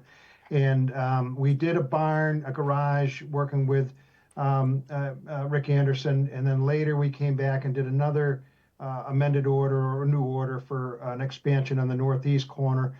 We had originally mitigation down in this area, expanded it very significantly, taking up almost the majority of his lawn and marking it for this project. And then And realized, do you mind to share the picture, your plan? well, that would be helpful, wouldn't it? Yeah, I'm pointing a blank screen. Let me see. Share is enabled, screen 2. So come up there, did it? Coming up, yes. Okay, so this was the original garage. Then we did this addition over here. This is the original mitigation along the BVW.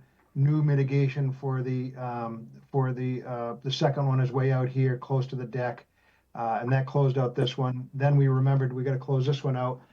Ed Sharp Eyes noticed that we had a propane tank, a generator way up here, and a couple of steps. So they thought it best to bring that in and just have you look at that.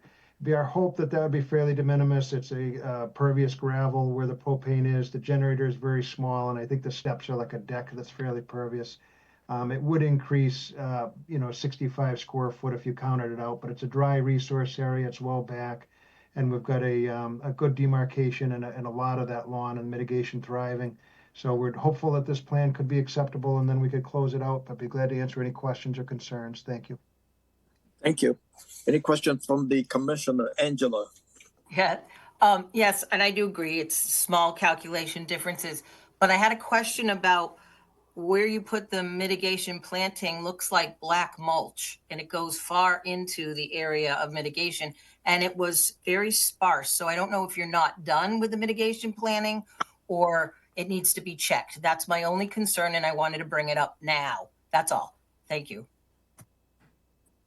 Okay, yeah, we can double check with Ed on that and look at it. I know that the cedars up here were a little outside of where the mitigation area was, but it's natural, but we'll look at that and see if we can clarify. Thank you. Louise? So, are you providing mitigation for these small de minimis additions? Our hope was, since it's within spitting distance, 3240 is provided, and you would only need 3480, that we could get away with what we have here. Otherwise, I mean, he's got precious little lawn down here, and it seemed to us that, maybe wasn't too big a deal, so we could let it slide. That was the ask. Well, every little bit helps. Well, it does, but he's been punished 4-1 by a big amount here already. I don't know. It's up to the board. Well, let's see what other people think. Thanks. Thanks, Louise. Any other questions from the commissioner? See none. Who's this? Jeff? It's Ed. Yeah. So sorry about that. Yeah. So first of all, it was Katie's clever eye that caught this when she went out for the COC inspection, the initial inspection.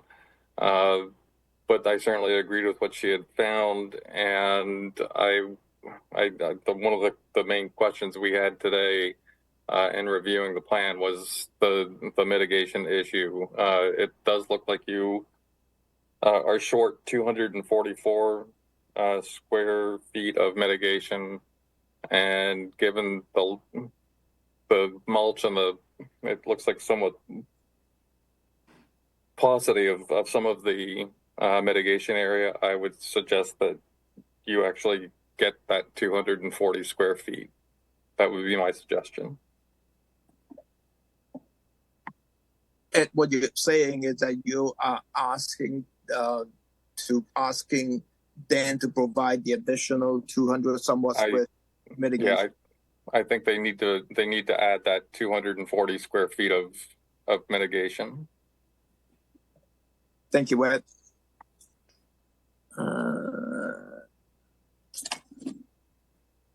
Any other questions from the commissioner? None. Then, can you look at the mitigations? Is there any place that you can add some additional mitigation on this one?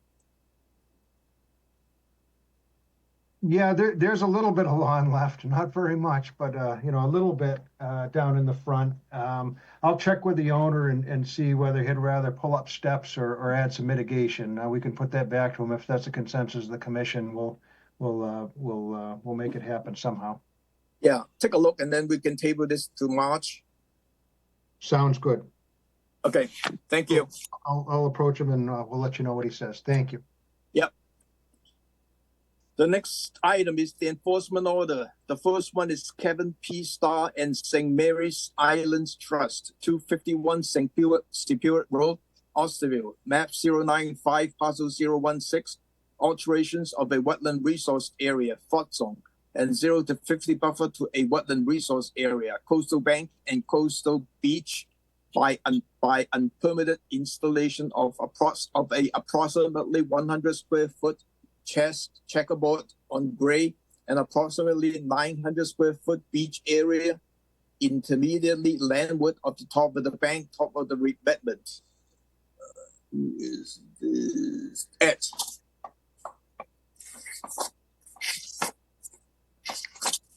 Thank you, Mr. Chairman. Again, that sounds a lot worse than what it is here, but let me get back into the. So it's just, this is Sepuit Road, 251 Sepuit Road.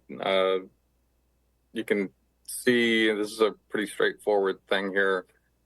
We had an issue in 2018. This is what the site looked like. Again, in 2000, just after 2018, 2019, the homeowner, the current homeowner, moved in, and we had some expansion of hardscape here, and a little bit of the pre-existing driveway. It was a gravel driveway, had been paved. Had this about a 900 square foot sitting area of sand. Again, that's at the top. It's not down on the beach level. It's above at the top of the revetment there. And then also this little chessboard. The chessboard is 11 by 11. That's called out on the plan. And I apologize, I didn't measure the length and width of the seating area, so it's the sand seating area, so I don't know that, but I know it was something around 900 square feet. But other than that, so what we're asking is that by May 1st, they either remove the unpermitted structures or they seek to file a notice of intent seeking permission for these structures, and that is actually included in the notice of intent that you're going to be seeing a little later on this afternoon. John was already in the process of working toward that end. So that's all I have for this one. Any question from the commissioner? Let me go this here.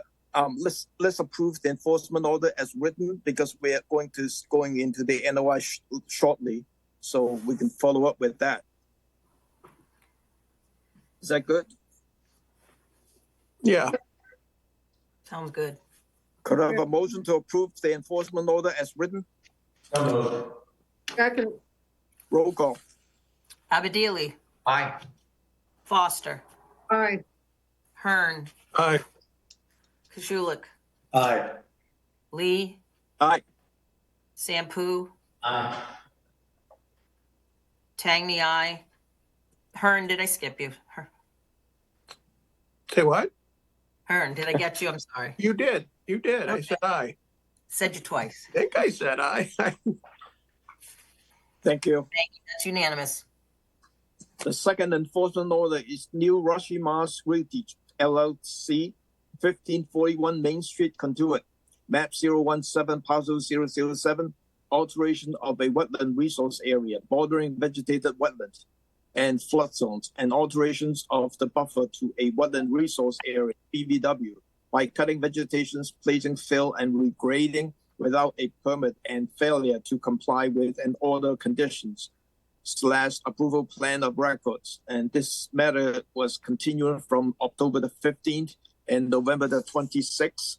The quorum is everyone except Jeff's. Sean?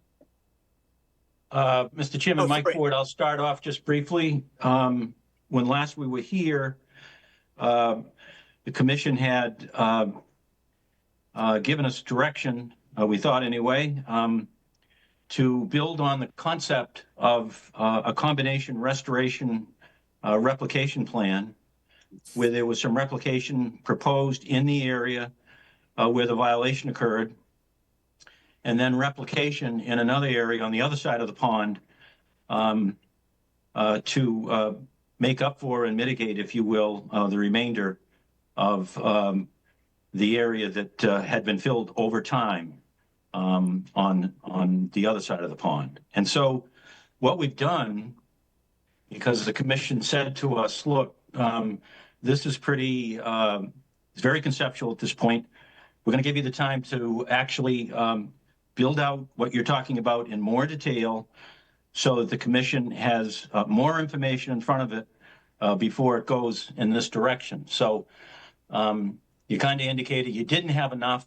You needed us to do more so that you could look at it more closely and decide whether we're on the right track and whether we can then proceed to more detailed plans and solving the problem.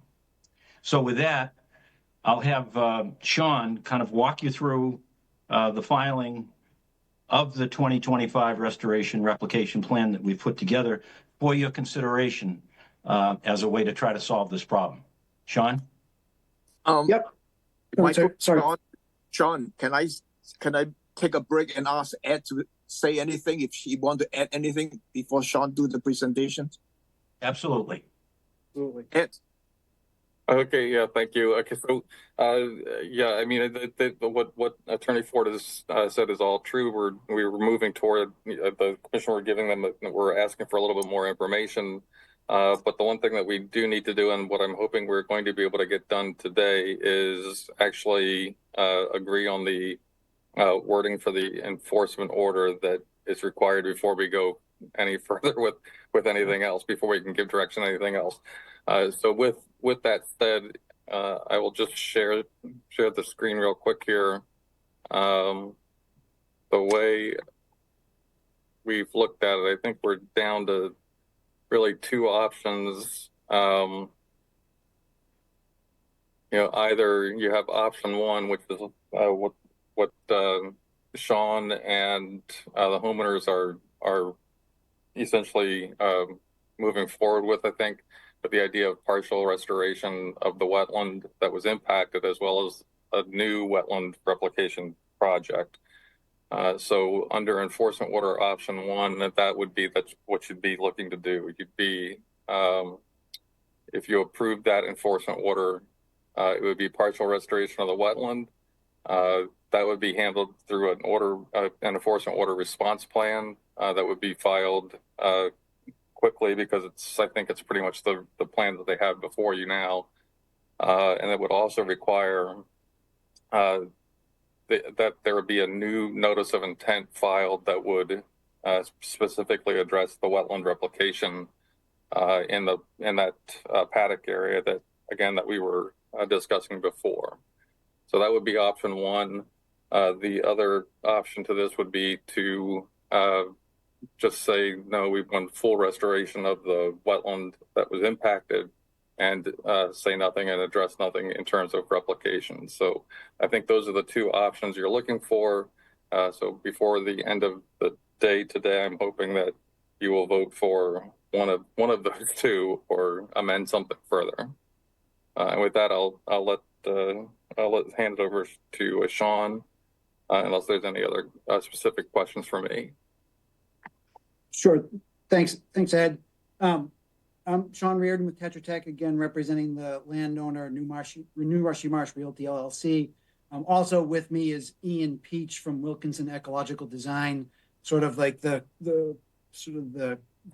ecological brainchild or brain power for this discussion. Yeah, I'm on the civil engineering side, making sure all the sort of nuts and bolts work, but Ian and his team are are here to make sure that the wetland replication we're proposing makes sense and is accomplished the way it's expected.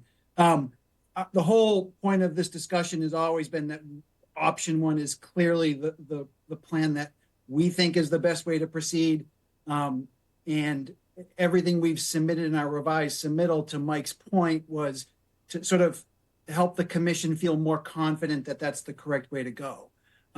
Just real quickly, if I can share my screen. Let me know when you see the... It's coming up, yes. So this is the area that we're proposing restoration. The colored area or the planted area is essentially the area of wetland that was filled. And if we recall the discussion earlier, there were two different fills. One that happened way before, back in 2018, we're estimating, which predated the approval of the installation of the sculpture, the missing pieces sculpture.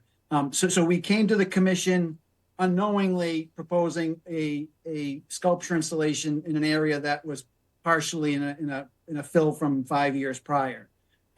Then after the construction of that, we had some proposed a tree mitigation planting as part of this work. And 3 trees instead of 1 got planted, and it got planted in an area that was filled, that was BVW.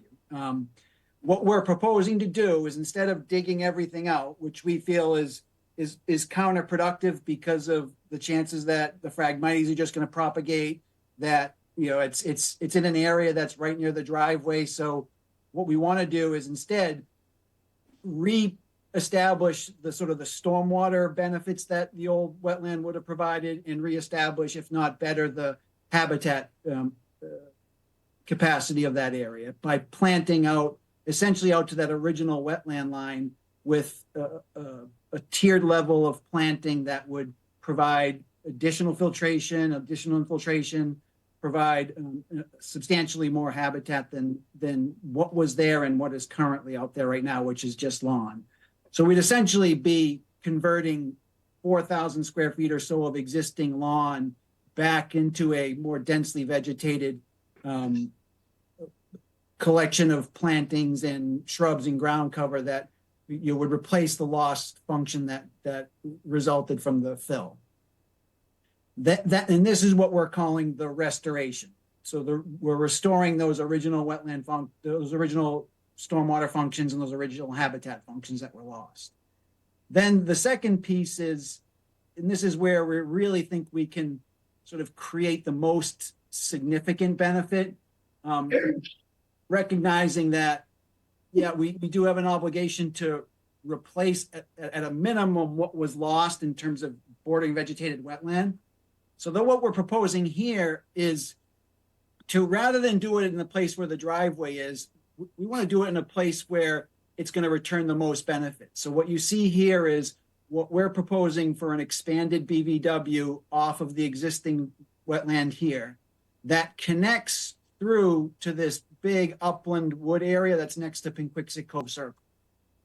The benefit of this, as we discussed before, is what it does is, if you can imagine, this is all sort of manicured lawn and paddock area. There's really only a few feet of vegetated area between Main Street and the paddock. And that's a pretty steep slope from Main Street down to the paddock. So what we're looking to do is, where this is all cut off right now, we're looking to establish a corridor that connects this wetland through to the upland area here. And it does it adjacent to Main Street where it's most needed. And the main pieces of this are, this is the existing paddock fence line where you see here. And then we're going to pull that paddock fence line as far back into the site as we can, that respects some existing area here that's gated, and it's part of it. It's like an integral part of where we put up a temporary structure periodically. So we want to keep the gates here that are in place. And the idea is to pull that paddock line all the way back, provide an area of lawn outside of the paddock that's basically to allow access for horses to get by the paddock. And then take the 3,000 or so square feet of mitigation planting that we had agreed to do as part of the Japanese Pavilion notice of intent, and use that tree planting to establish a robust sort of upland buffer adjacent to our new wetland. The net result is about 10,000 square feet of what was paddock and otherwise sort of, not the best area for habitat or for wetland vegetation, in converting it to wetland and upland buffer. The other main component is this was the mitigation area that was proposed by the town as part of offsetting some fills along the Main Street work. So very similar to what we did.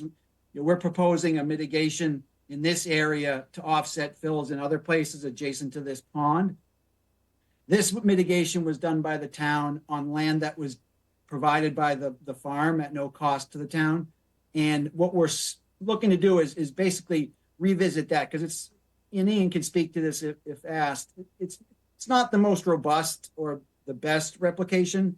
What we'd like to do is just roll this entire area into the overall plan and include it as well in our monitoring and maintenance obligations, so that you have one source responsible for any of the mitigation that's out there. And really what we're hoping to do is get the board to give us the sort of authorization to proceed with this plan so that we can hopefully get it constructed this summer. And if you guys select option one, we're authorized to get going right away on making it a reality. Thank you, Sean. Any questions or comments from the commissioner? I do. Bill? Yeah, I'm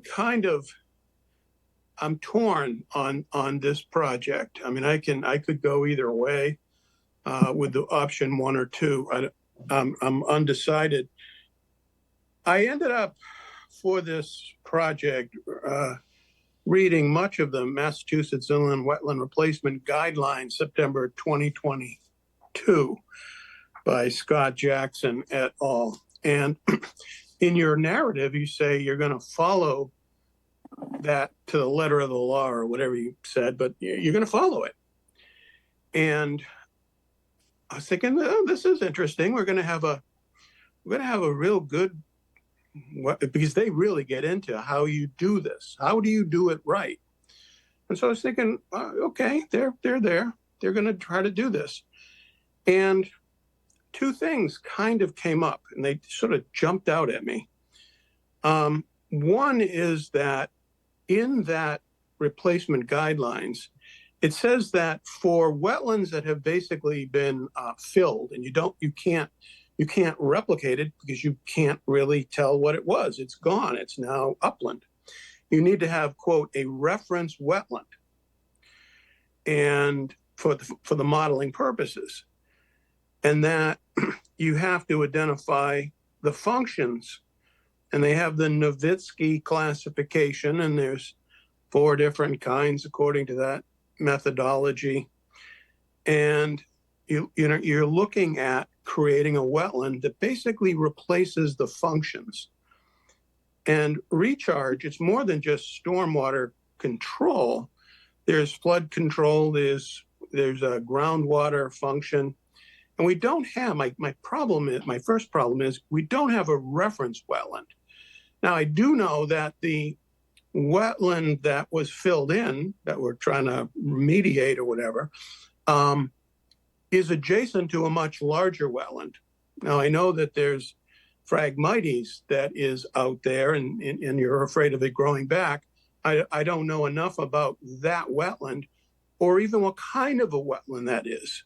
Is that going to be a really, if you will, wet, really soggy, a wetland that's going to have sedges and really obligate wetland species, or is it going to have more of the facultative species?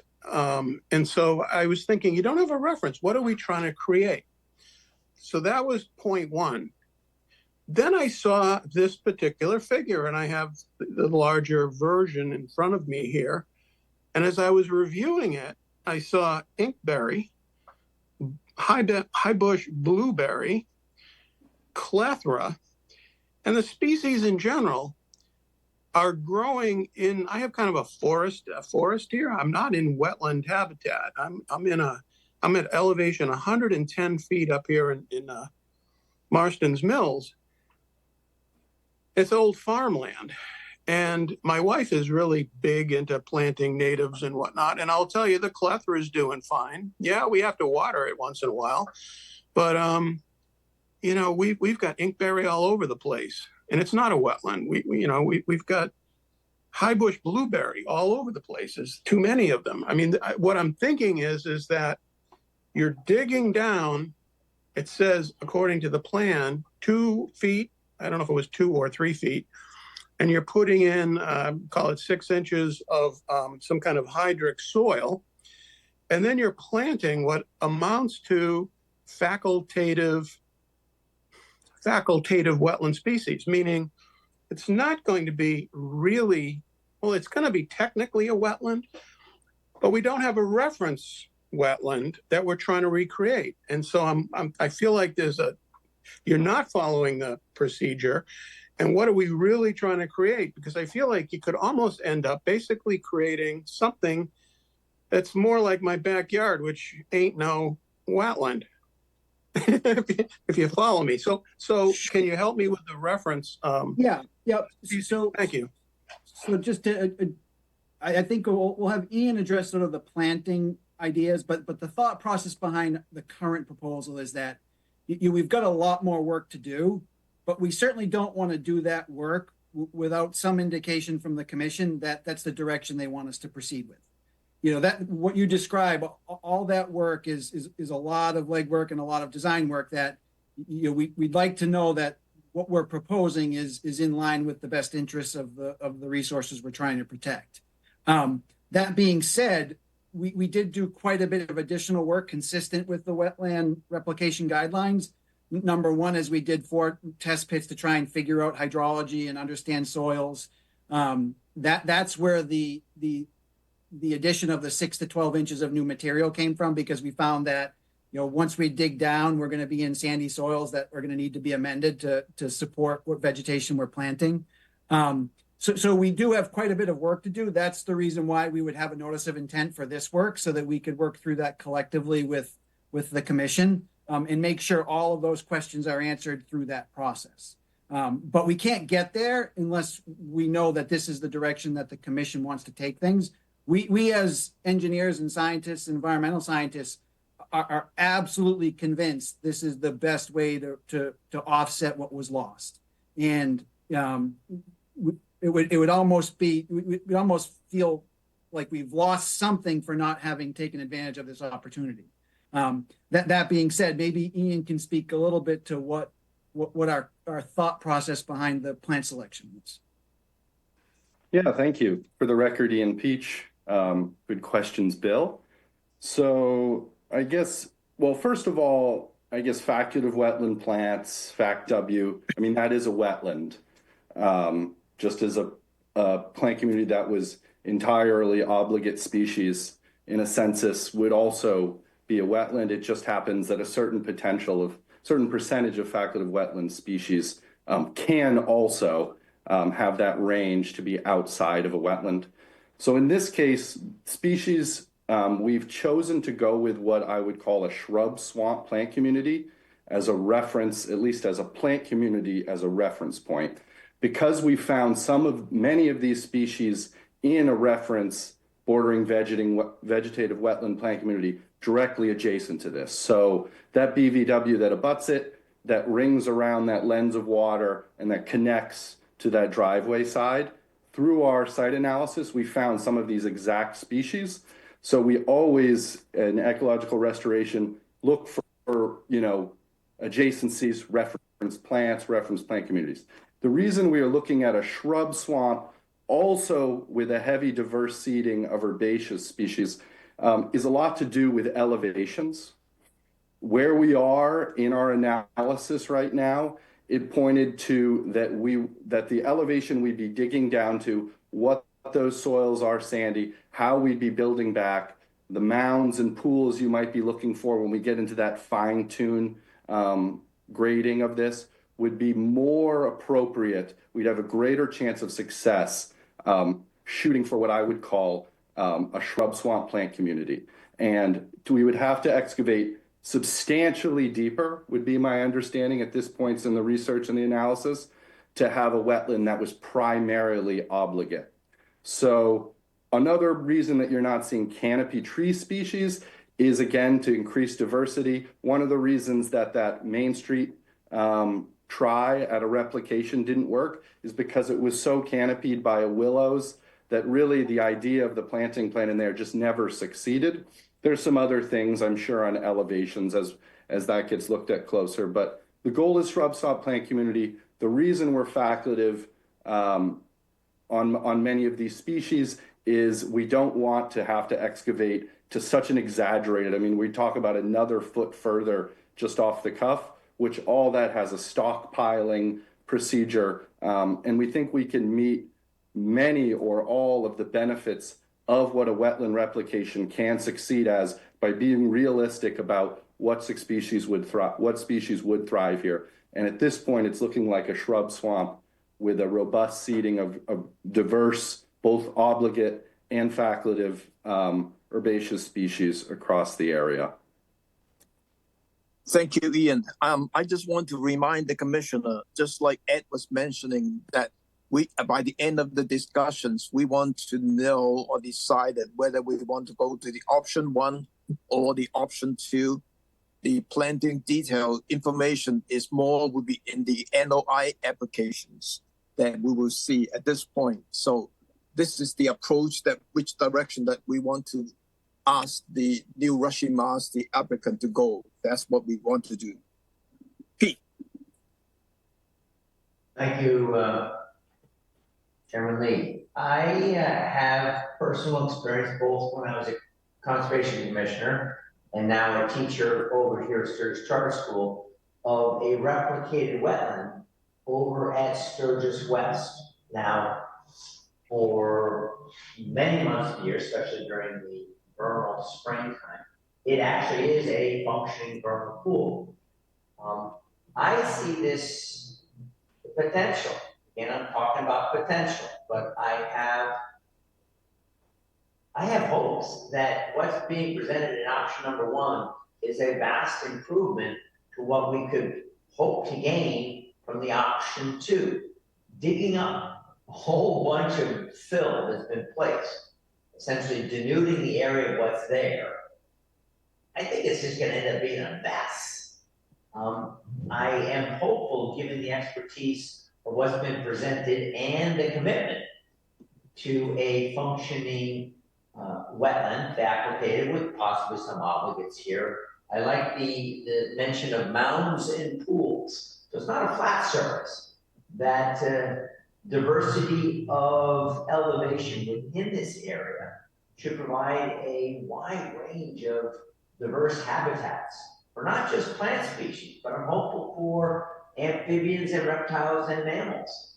I would like to support a full development of a option 1 project. Thank you. Thank you, Pete. Angela? Yeah, thank you, Tom. And I don't want to oversimplify things or cut off my nose to spite my face, but this is an enforcement order, not a revised plan, not an NOI. So at some point, some damage was done to this resource area. And I tend to lean towards this sounds wonderful. And as a science teacher, I'd love to see them do this. Like, why can't they do both? Why don't we restore the area that was damaged the way it was supposed to be done on the original enforcement order, and we vote that now? And if they all think this is really doable, then let's try that and come back with an NOI and check box 4 on page, form 3, and then they can do that, restoring and enhancing the wetland to even help for what the damage that has been done in this area. That's the way I see this. So I'm leaning towards this is an enforcement order. We should be putting this resource back and not trying to do something else, which I agree with you, Pete, sounds wonderful. But with all these scientists and engineers and all the money that they have, then why don't we do both? And they come with an NOI and then later do that. That's my opinion. Thank you. But under the option one is part of the restorations plan as Sean is showing on the screen right now. And then the other part is doing the NOI for the replications on the other piece. Right. So I would be saying I'm leaning towards option two. That's the vote. That's what we do, and that's done. And if they all this research and everything, because we have all looked into this now at great length, if this really is a good idea, then come back and do it anyways. Separately from this enforcement order from the original issue. That's all I'm saying. Except they don't have to come back and do it. Yeah, we Exactly. Exactly. That's what we are here to determine today. What are we going to have them do? Because this is an enforcement order and something has to be decided today. Right. Yeah. And what Right. precedent are we setting? And what's the most bang we're going to get for our buck here that's guaranteed? We don't know. Both, it's been destroyed. Both of these are risky. But what do we usually do in this case? Okay, John? Thank you. I'd love to hear Bill's comments, but I kind of agree with Peter. I think, Angela, in my understanding is that they're willing to do this replication. And again, I absolutely respect all the issues Bill brought up. They go over my head, so I'd rely a lot on his background on this. But it seems to me that the applicant is saying, okay, I will do what you normally require, which is to just replicate the area that we damaged, period. That is Ed's option two. But there is no obligation that they're going to go beyond that and do option one. I mean, if they feel like doing it, fine, but there is no way that we can force them to do that. They now, as I understand it, and Attorney Ford, you can correct me, they're saying, guys, we'll do option two. We'll just replicate it if you want. But we think a better environmental issue is let us pursue this option one, this replication. And again, that would be subject to a lot of more information that would make Bill Kearns in his scientific mind, satisfied with it, Bill, obviously. Yeah. If I may, Mr. Chairman, may I respond to his question to me? Yeah, go ahead, Mike. So, Mr. Abadili, you're correct. We are offering under option one both the restoration of the area where the violation occurred and then the replication. And we're suggesting that the combination of those two is what we'd be asking. But clearly, if the commission is going to order us, and clearly there's going to be an enforcement order here, we realize that, to do option two, there would be no obligation. And I'm sure I can't speak for the landowner, but I don't believe he'd be spending any more time or effort on the restoration that would occur, the replication that would occur on the other side of the pond. If you order us to do simply option one, I believe, and maybe Sean can address this in his research on the two violations, one from 18 and one more recently, that the area of wetland that you're supposed to restore as is was principally Phragmites. It was an area covered with Phragmites, if I'm not mistaken. Is that correct, Sean? Yeah, the truly wet portions. So as you can imagine, there's like sort of the inundated portions, and then there's the sort of wet portions, which are more of that shrubby material that Bill was describing. The vast majority of what was filled was that shrubby stuff on the edge where it's wet sometimes, not wet all times. But a good portion was, I'd say about half, was that inundated Phragmite condition. And what we would, the reason, I think we got to keep in mind that wetlands serve a lot of functions beyond just sort of holding water. So to Bill's point, with filling this area of the wetland, yes, we have lost storage volume. We're going to offset that storage volume in other locations and expand storage volume. So the ability to provide storage volume isn't so much dependent on location as much as connectivity. What we are saying we are going to restore is all of the good things outside of that sort of storage function, the habitat value, the stormwater management value, all of the things that are critical to the the Wetlands Protection Act, we're restoring those things in the original area. So there is definitely a restoration of a lot of that function in the location that we're showing here. The key difference is we just don't want to have to excavate everything that's been in place. And the reason being is because it causes so much loss. We have 4 really thriving large trees, and that every experience I've had with this commission is that we protect trees at all costs. If we were to dig all this area out, those trees have to come out as well. We have the additional complication of we had an approval to install a sculpture in a location, so that in theory that location was approved, but it's now partially within the area that we've identified as being fill. So we'd have to navigate a resolution of that issue. So really I only see that we lose ecological, we'd end up net losing ecological function by going back to what we had. Not only back to what we had originally, but then we lose the added benefit that we can do on the other side. For us, it's like we'd hate to see it go in that direction. Can I, Tom? John. Thank you. Just going on to the next point. So in any ways, Angela, I kind of think what they're saying is that if you approve option 1, we'll go ahead and resubmit an NOI that would hopefully address many of Bill's questions. Yeah. It's one or the other. I think we're spending too much time on the plan and not enough time right now getting decided which way we're going. They got to do something. This is an enforcement order. Right. That's the conversation. And my concern based on conversations with Darcy and with Ed about option 1 is, will this replication last? We normally, they've had a lot of checkered history, et cetera. But I go back to what Pete Sampood said a few minutes ago. I think given this particular applicant, this particular landowner, with the resources available, both with Sean and of course with Wilkinson, question is, does the environment have a good shot that this particular replication plan will succeed over time?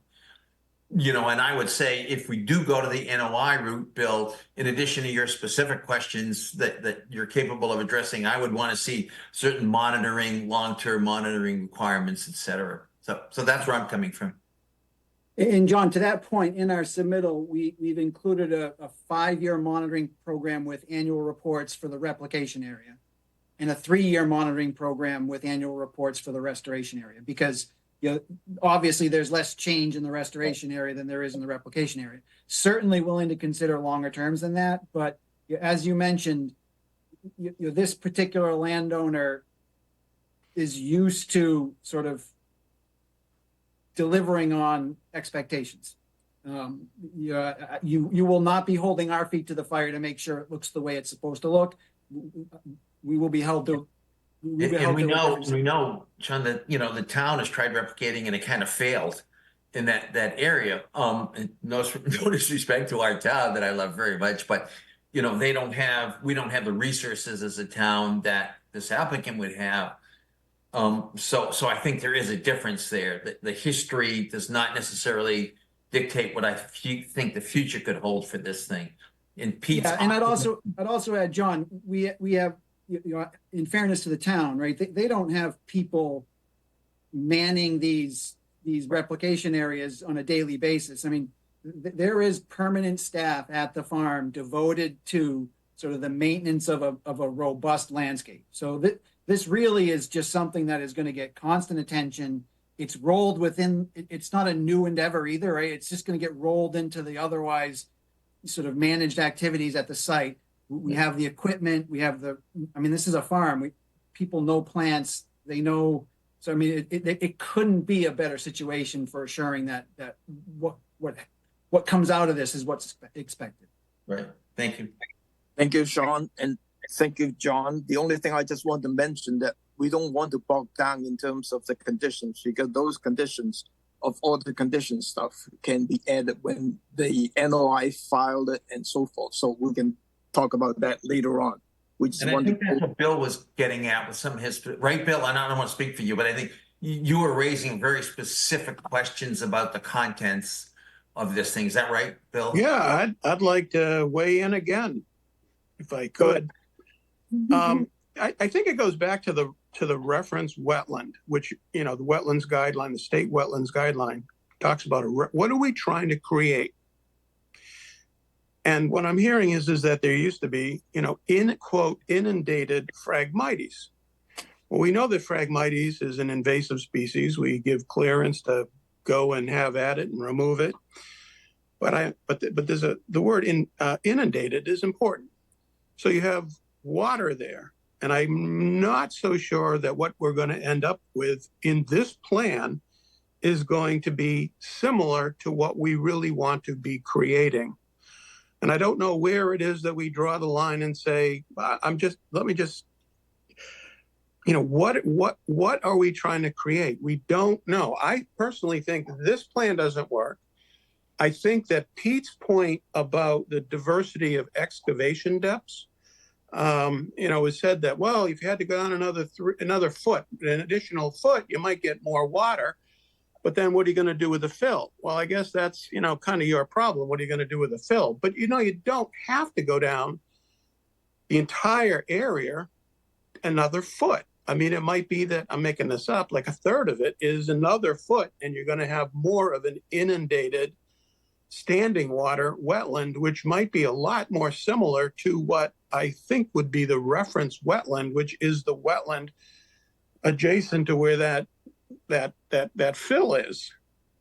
And so, I'm not opposed to option one, but I don't know how we get to option one having a reference that's going to be a better plan than what I'm seeing. That's all I'm saying. May I ask Bill a question? Go ahead.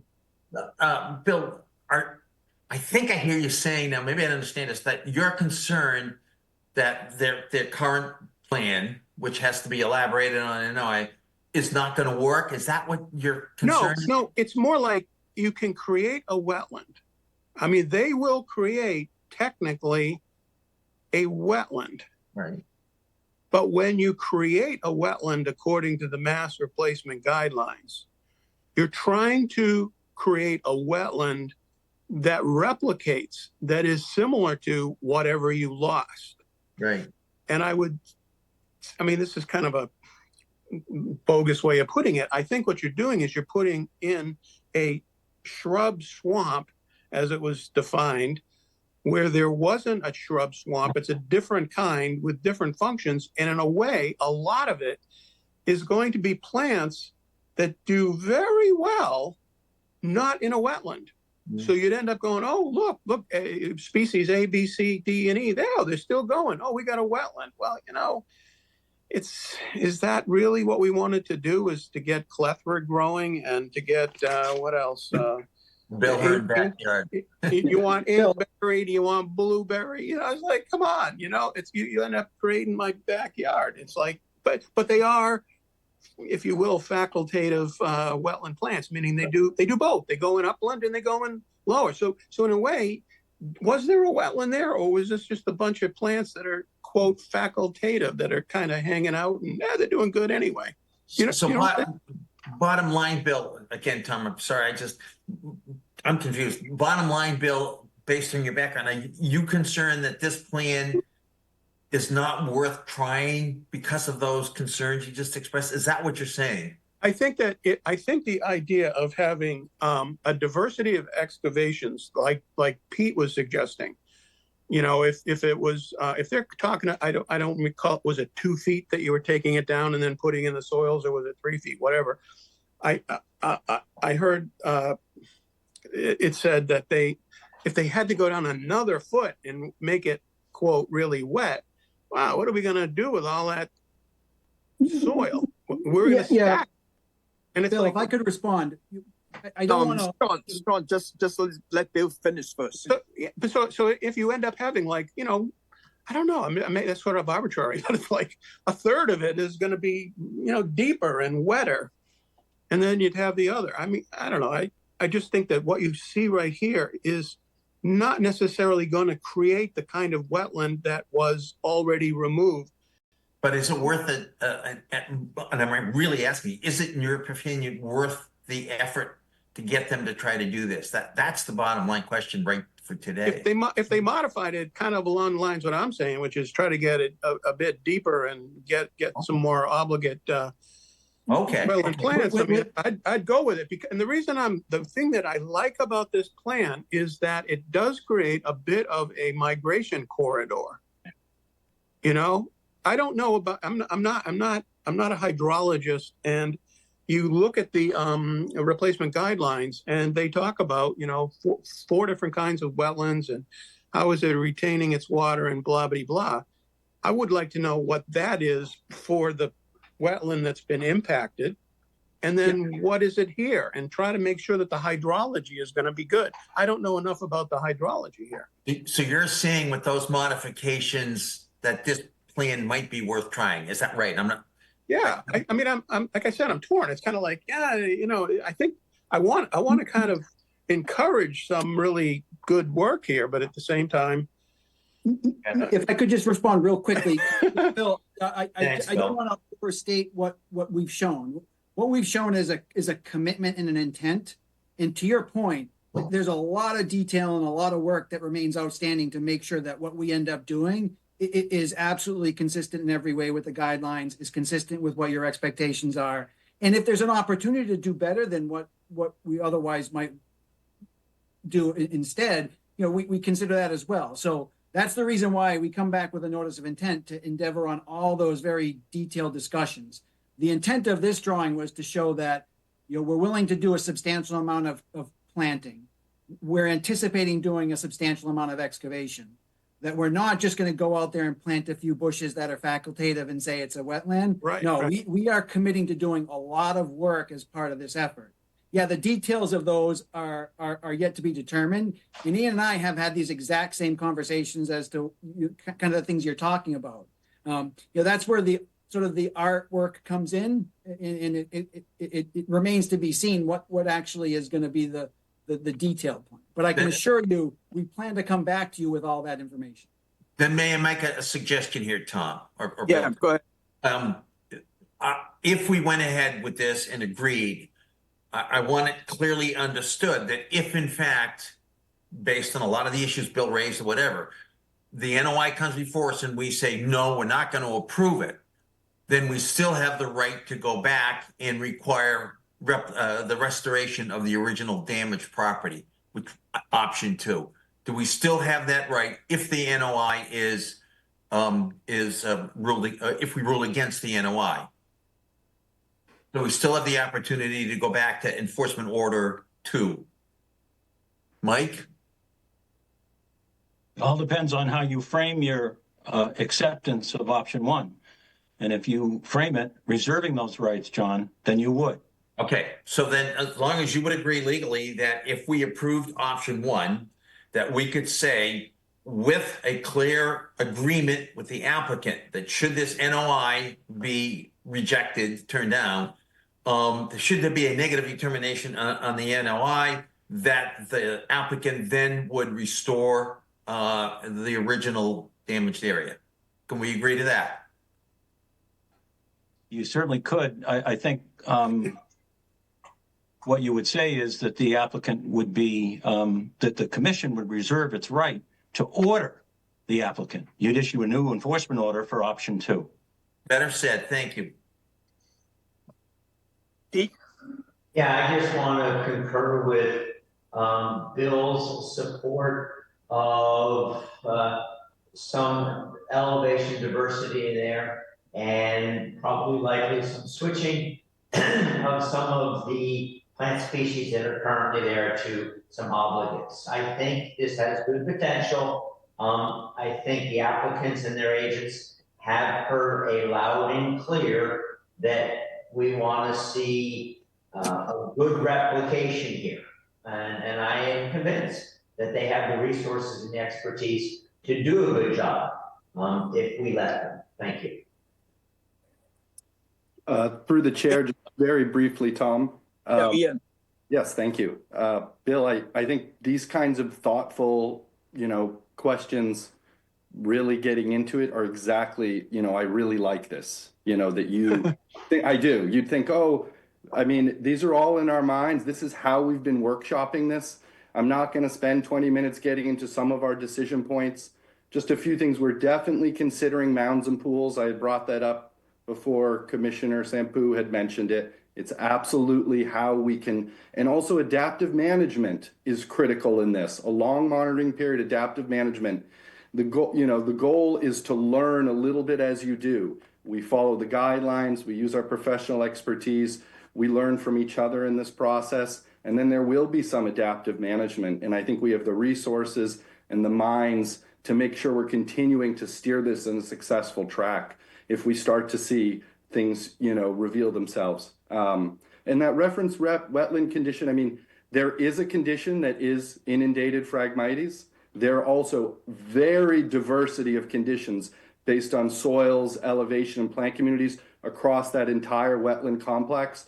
So even where over by the driveway, that reference wetland question is way more diverse than just trying to replicate what that hydrological and elevation dynamic is where the Phragmites was. And I think that holistic look, a little bit of a zoom out, like we started with that landscape ecology, we went with boots and walked all around and found different elevations where we're finding beaked hazelnut. So the reason we're thinking that way is because that's what we are finding as on-site as reference. So that is one reason why we went, while you're seeing facultative, it's not just a question of moving material. There are many things in consideration, and with the commission's blessing to move forward with this, we absolutely hear you loud and clear to steer more obligate and have really thoughtful rationale why we're facultative and why we're obligate and how those are going to mature into the future. Thank you, Ian. I think we have enough discussion on this subject. Well, let me try this and see how it goes.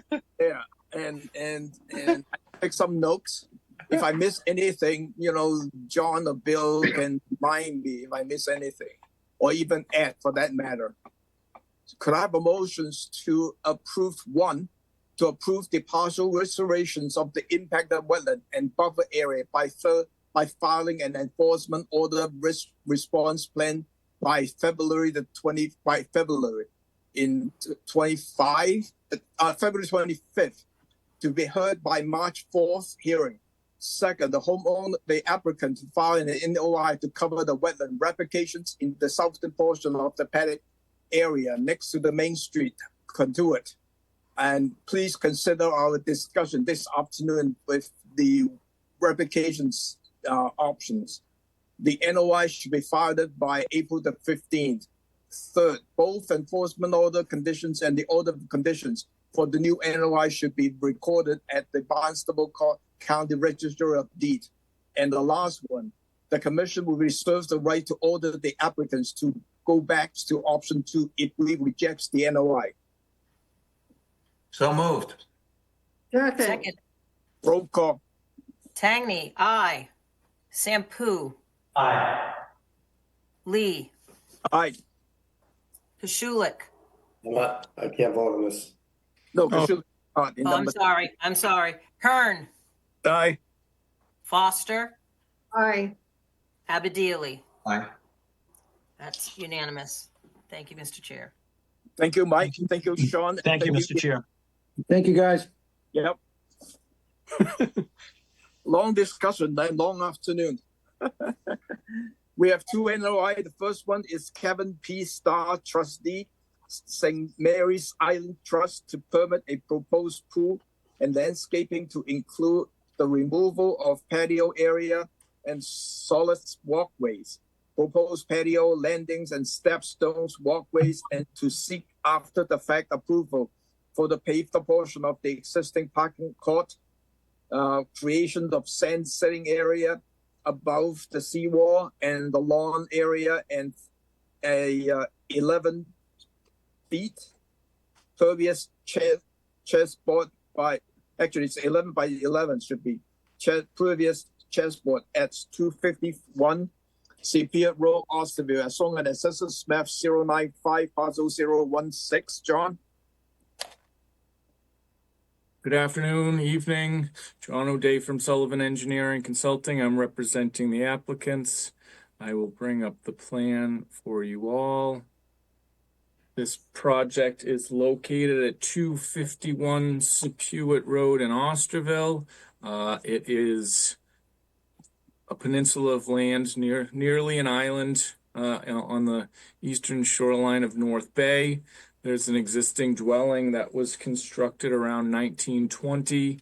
The current property owners have been working through a renovation of it over the last few years. I think we're hopefully kind of nearing the end of their goals of the site. The project that we were initially working on when Ed had reached out about the enforcement was for a proposed pool. So our resources, obviously we have land under ocean being the bay. We have coastal bank, which is a seawall that essentially surrounds the property. And we have land subject to coastal storm flowage. We are seeking to construct a pool up in this corner of the house. It nicks the 100-foot buffer to the seawall / coastal bank. That is the primary project out here. There is some walkway work. There's an existing solid walkway kind of going due south from the house that they want to actually take apart and put in stepping stones, and also to kind of connect from the pool area to that. There was a patio and walkway located to the northwest of the house. It has been removed at this time. They were doing some roof work and some roof drainage. It was taken out as a part of that. They would be willing to abandon that area, this sort of partial offset for some of this proposed pool. In that area, some of that walkway and patio were located within the 50-foot buffer. And again, on the north side of the house, kind of between the driveway and the building, there was a walkway and patio area that's been removed as part of their renovation project.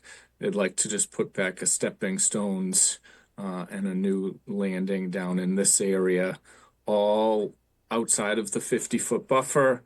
We've provided the mitigation calculations, and based on some of the reductions associated with the walkways, this is actually a reduction in hardscape on the property. And then to just quickly touch on the items that Ed brought up in the enforcement order. There's an area of existing gravel driveway that was paved in this corner. There is an existing drainage structure located just off of it. It does not appear that there was any change in the footprint in that area, but was one of the items. And then on the other side of the house was this chessboard. It's impervious. It's blocks that open grates that basically sit in sand. It's within what was lawn, but we have accounted for it in our buffer zone calculations. And there's this area of sand, again, was lawn. It is located above a retaining wall, seawall. It is not down, this is not creating a beach or nourishing a beach. This is just a sand landscape area in an area that was previously lawn, flat, not overwashed, no signs that it's overwashed, the revetment or any runoff coming from it.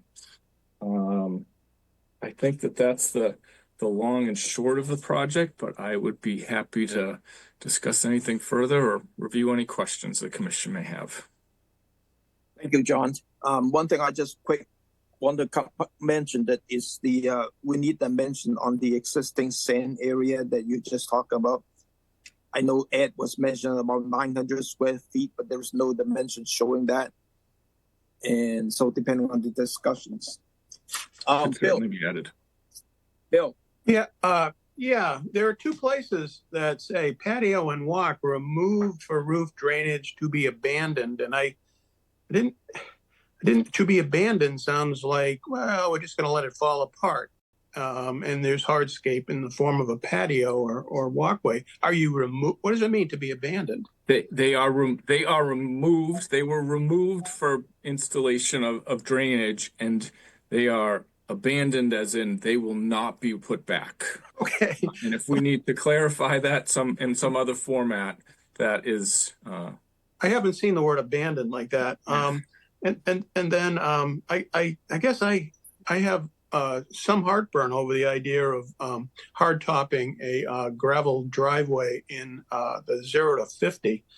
That just doesn't seem right. I mean, gravel park, I understand that it's quasi pervious but just creating hard top that'll just shoot right into the, I don't like that. And then did you say that chessboard, and I happen to be a chess player, so I was going, oh, that's nice.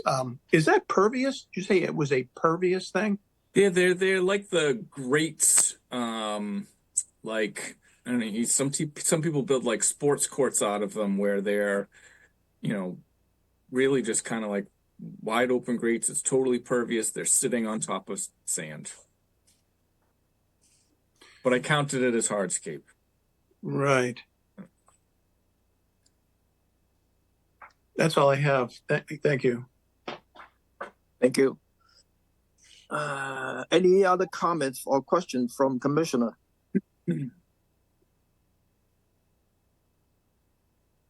Anyone?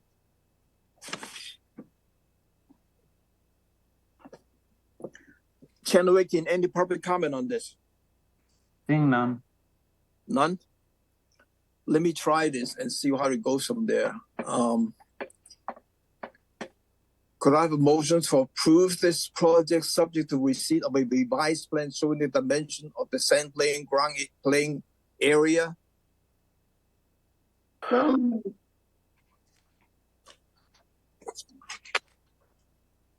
Anyone second?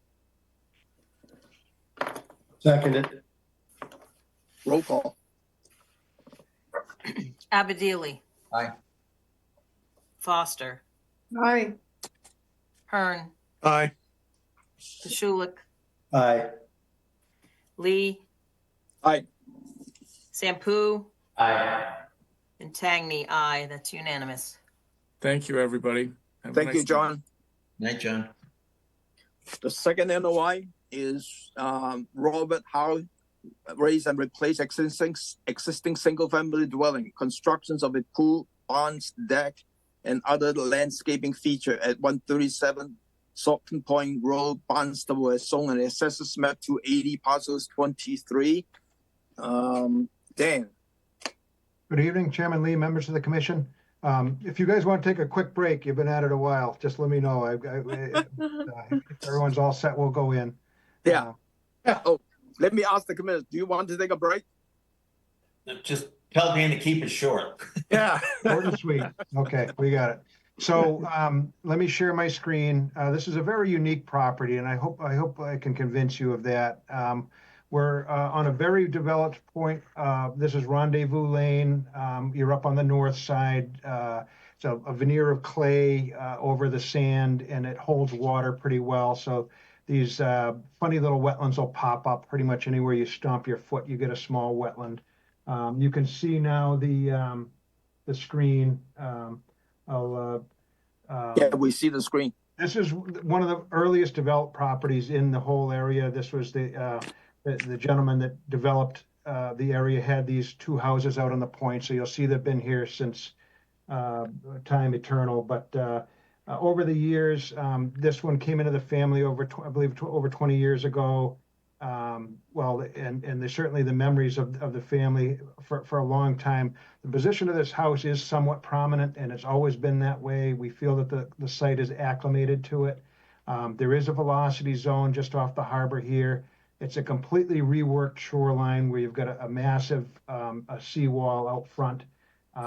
But you can see from this velocity zone here, we pulled everything back of that V zone. Right now it goes through the house a little bit and through the corner of the house and has that deck in it. And the trick here is we pulled it back about 5 to 6 feet. The deck is still a tiny bit within the V zone, but what you do is you structurally detach it. You build it very strong on piles, and you don't attach it to the house. So FEMA doesn't consider the rest of the house to be in a flood zone. If you looked at the DEP note that came through the SE number, they just mentioned that you want to look at that code and make sure you're fully compliant. By detaching the decks, we do meet the letter of the law. So it's pulled back a little bit. It's raised up a little bit. We had that 10.4 flood a few years back.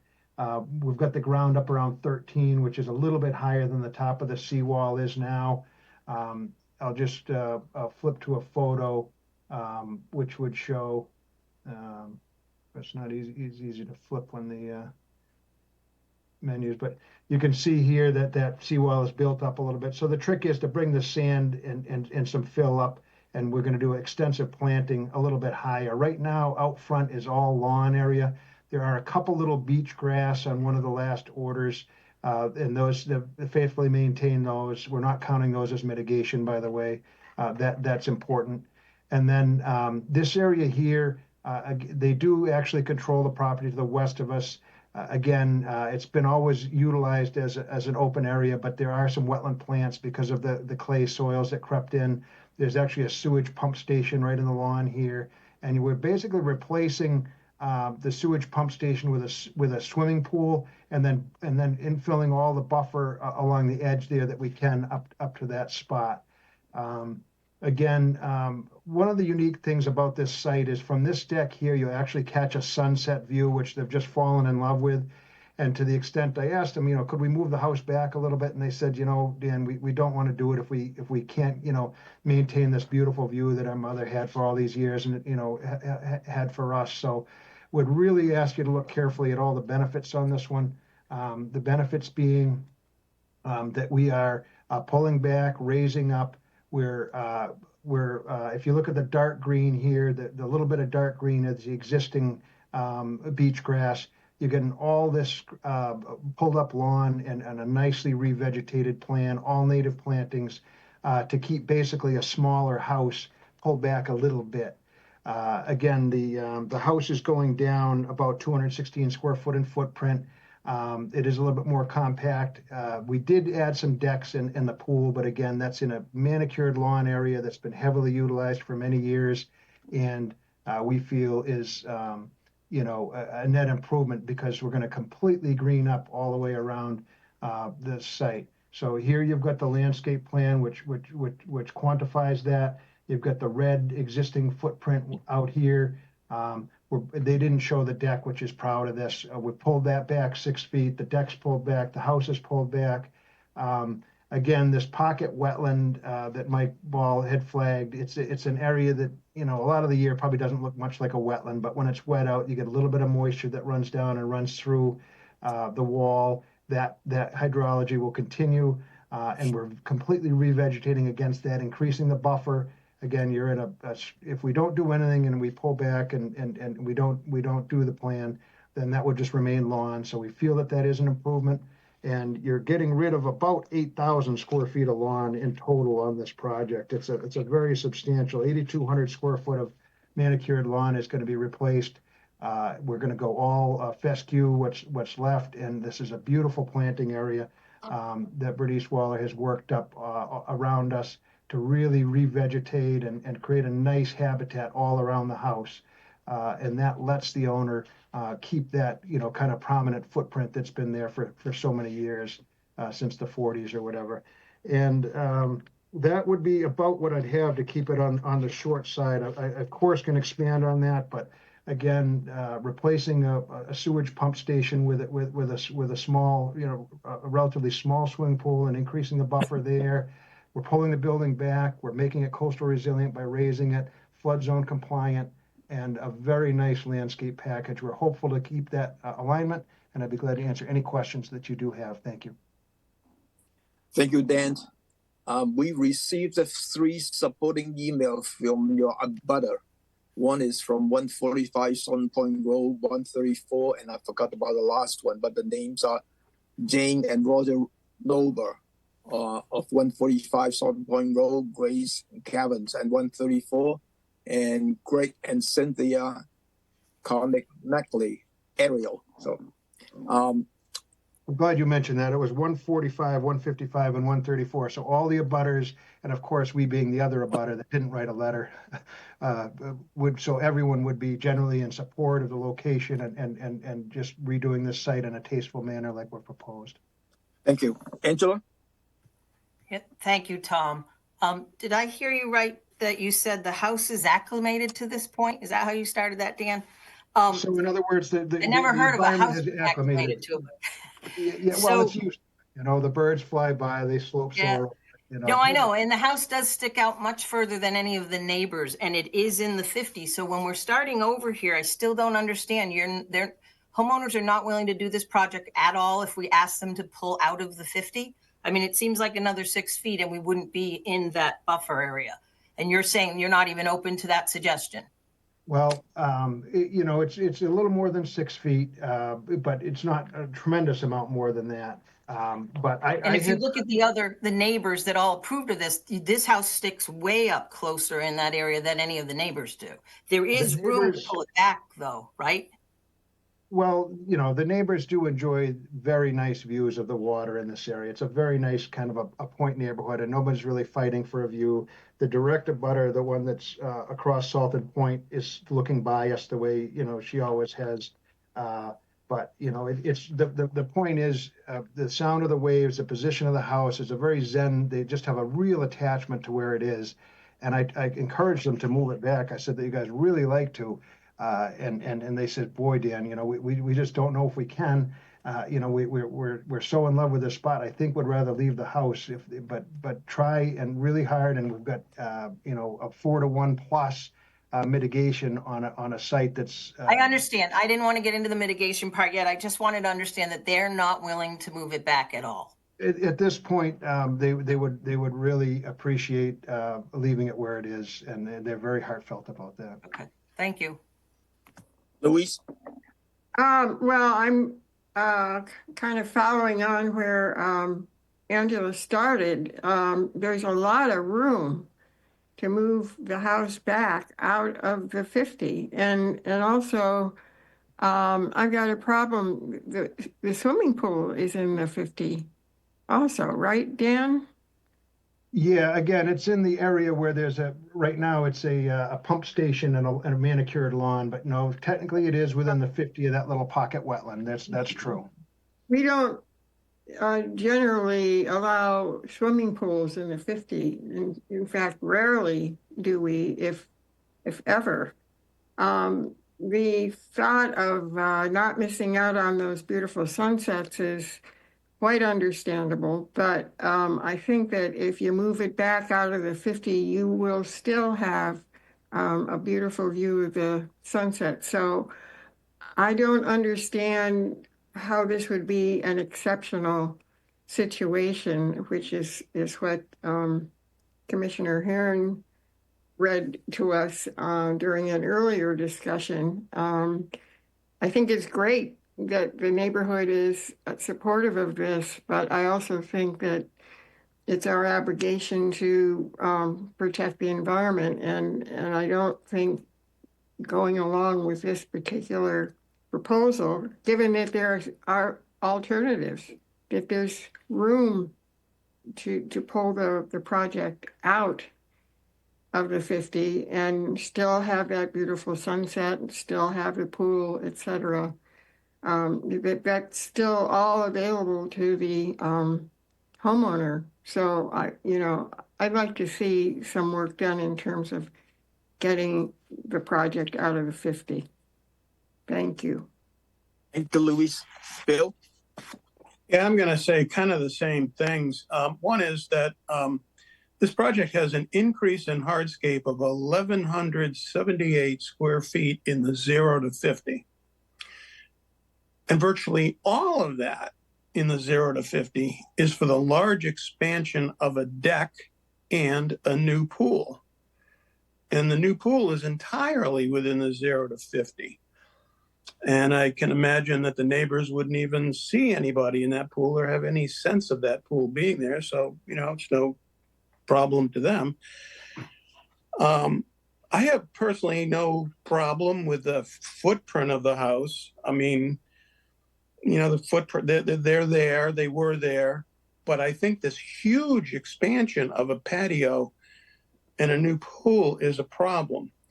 And just for the record, I'm going to read 704-4 Town Reg Governing Activity in the 100-foot buffer, that paragraph. We already did it once tonight. To the extent feasible and practical, work should be avoided within the 50-foot buffer. Therefore, the granting of a waiver and acceptance of mitigation for work performed within the 50-foot buffer should be considered only under exceptional, limited circumstances, period. And it goes on from there. But anyway, I was really kind of amazed at the amount of mitigation. I was, there's a lot, they're putting a lot of plants all the way around it, practically right up to the house, right up to the walls. But expanded hardscape is forever. It's grandfathered. And you can't predict what's going to happen with regulations, with everything, with anything in the next like 20, 30, 40 years. And houses last. And this is going to be grandfathered. So I really believe our commission should be true to our ordinance 704-4, which seeks to protect the 0 to 50-foot buffer. So I would want to really essentially, pare back that encroachment in the of the 1178 in the 0 to 50-foot buffer. I mean, the pool in particular, and a lot of that deck. I mean, that's basically what you're doing now. So that's where I'm coming from. Thanks. Thanks, Bill. Pete? Yeah, I actually look upon this house several times a week all summer long, like fish right off of Barnstable. And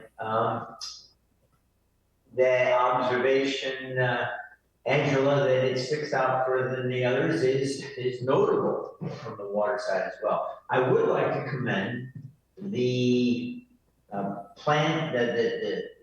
planting of 8,000 square feet of lawn with vegetation, Dan? Yeah, it's there'd be 8,200 square foot of manicured lawn gone, about 6,000 and change are mitigation. The rest is fescue. Right. So certainly, because it's what's there right now ain't helping anyway. So I will commend that, Mr. Ojala. I would ask though for both the public to speak to the vertical diversity of the plants that are being proposed in between the proposed house and the seawall. Sure. So very quickly, what has seemed to thrive out there is beach grass and low plantings. The wind it can really shear off the water there, and it's kept down most of the trees that are near the water. There is much more vertical diversity as we move back. We've stepped up to some red cedars and other natives that are higher as we move back.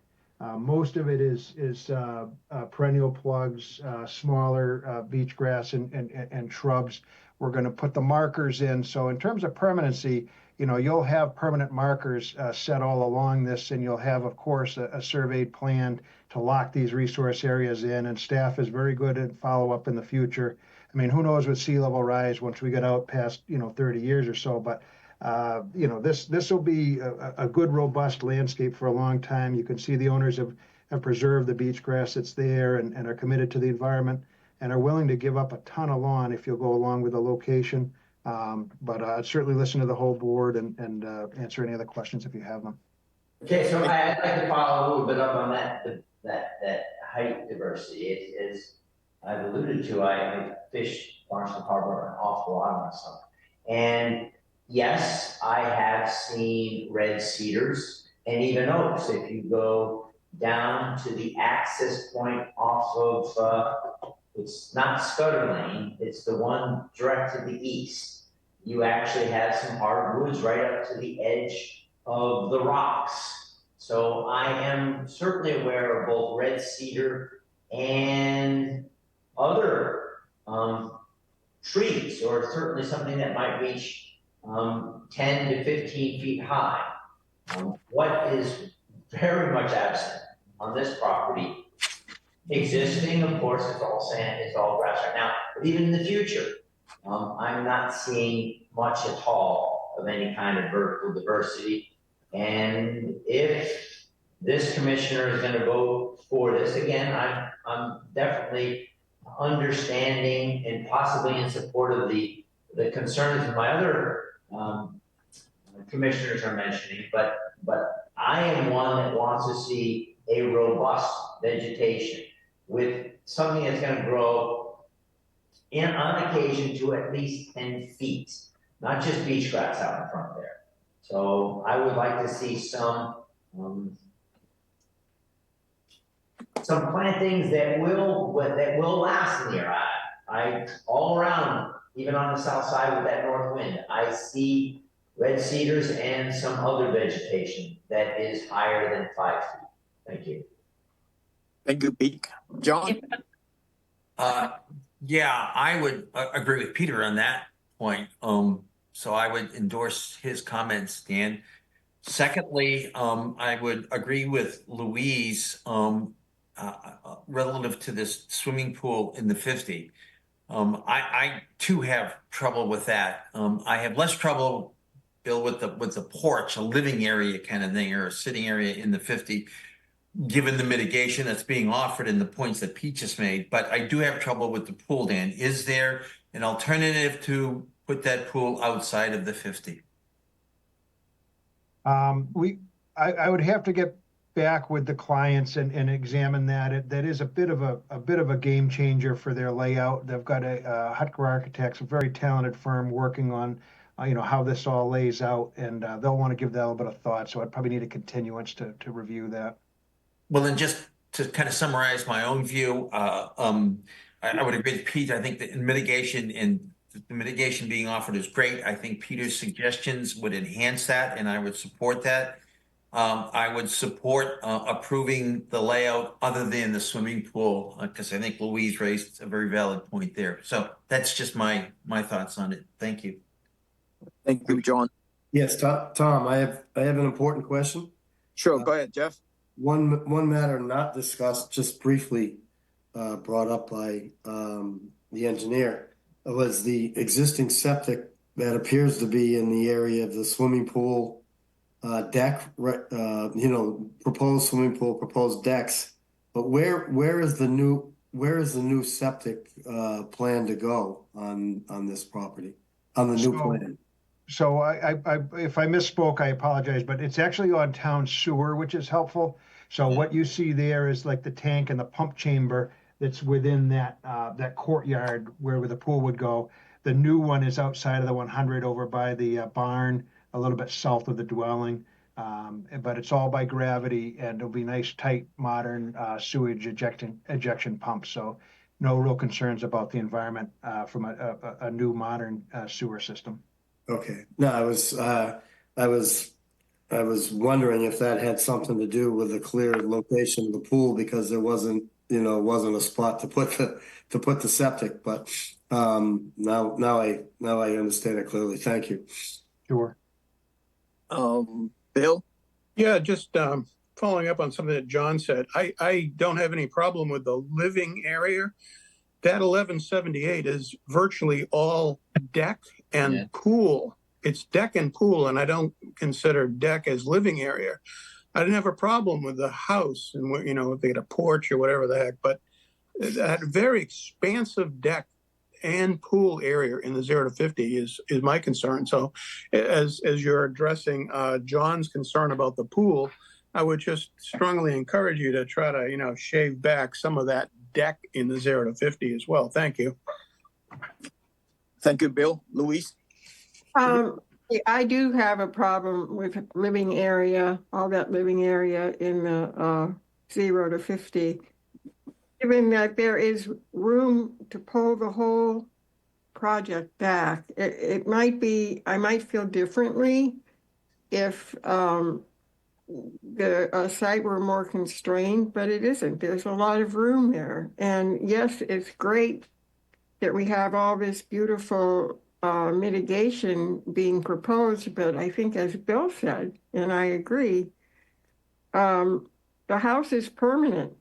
Mitigation hopefully is going to last a long time, but nobody knows what's going to come in the future in terms of sea level rises, in terms of regulation changes, etc. You're stuck with the structure for a long, long time. So I'm not comfortable with having that living area there in the 50. I think I would really like to see it pulled back out of there. Thank you, Luis. If you look at the aerial for this area, all the neighbor houses seems to be much further away from the 50s.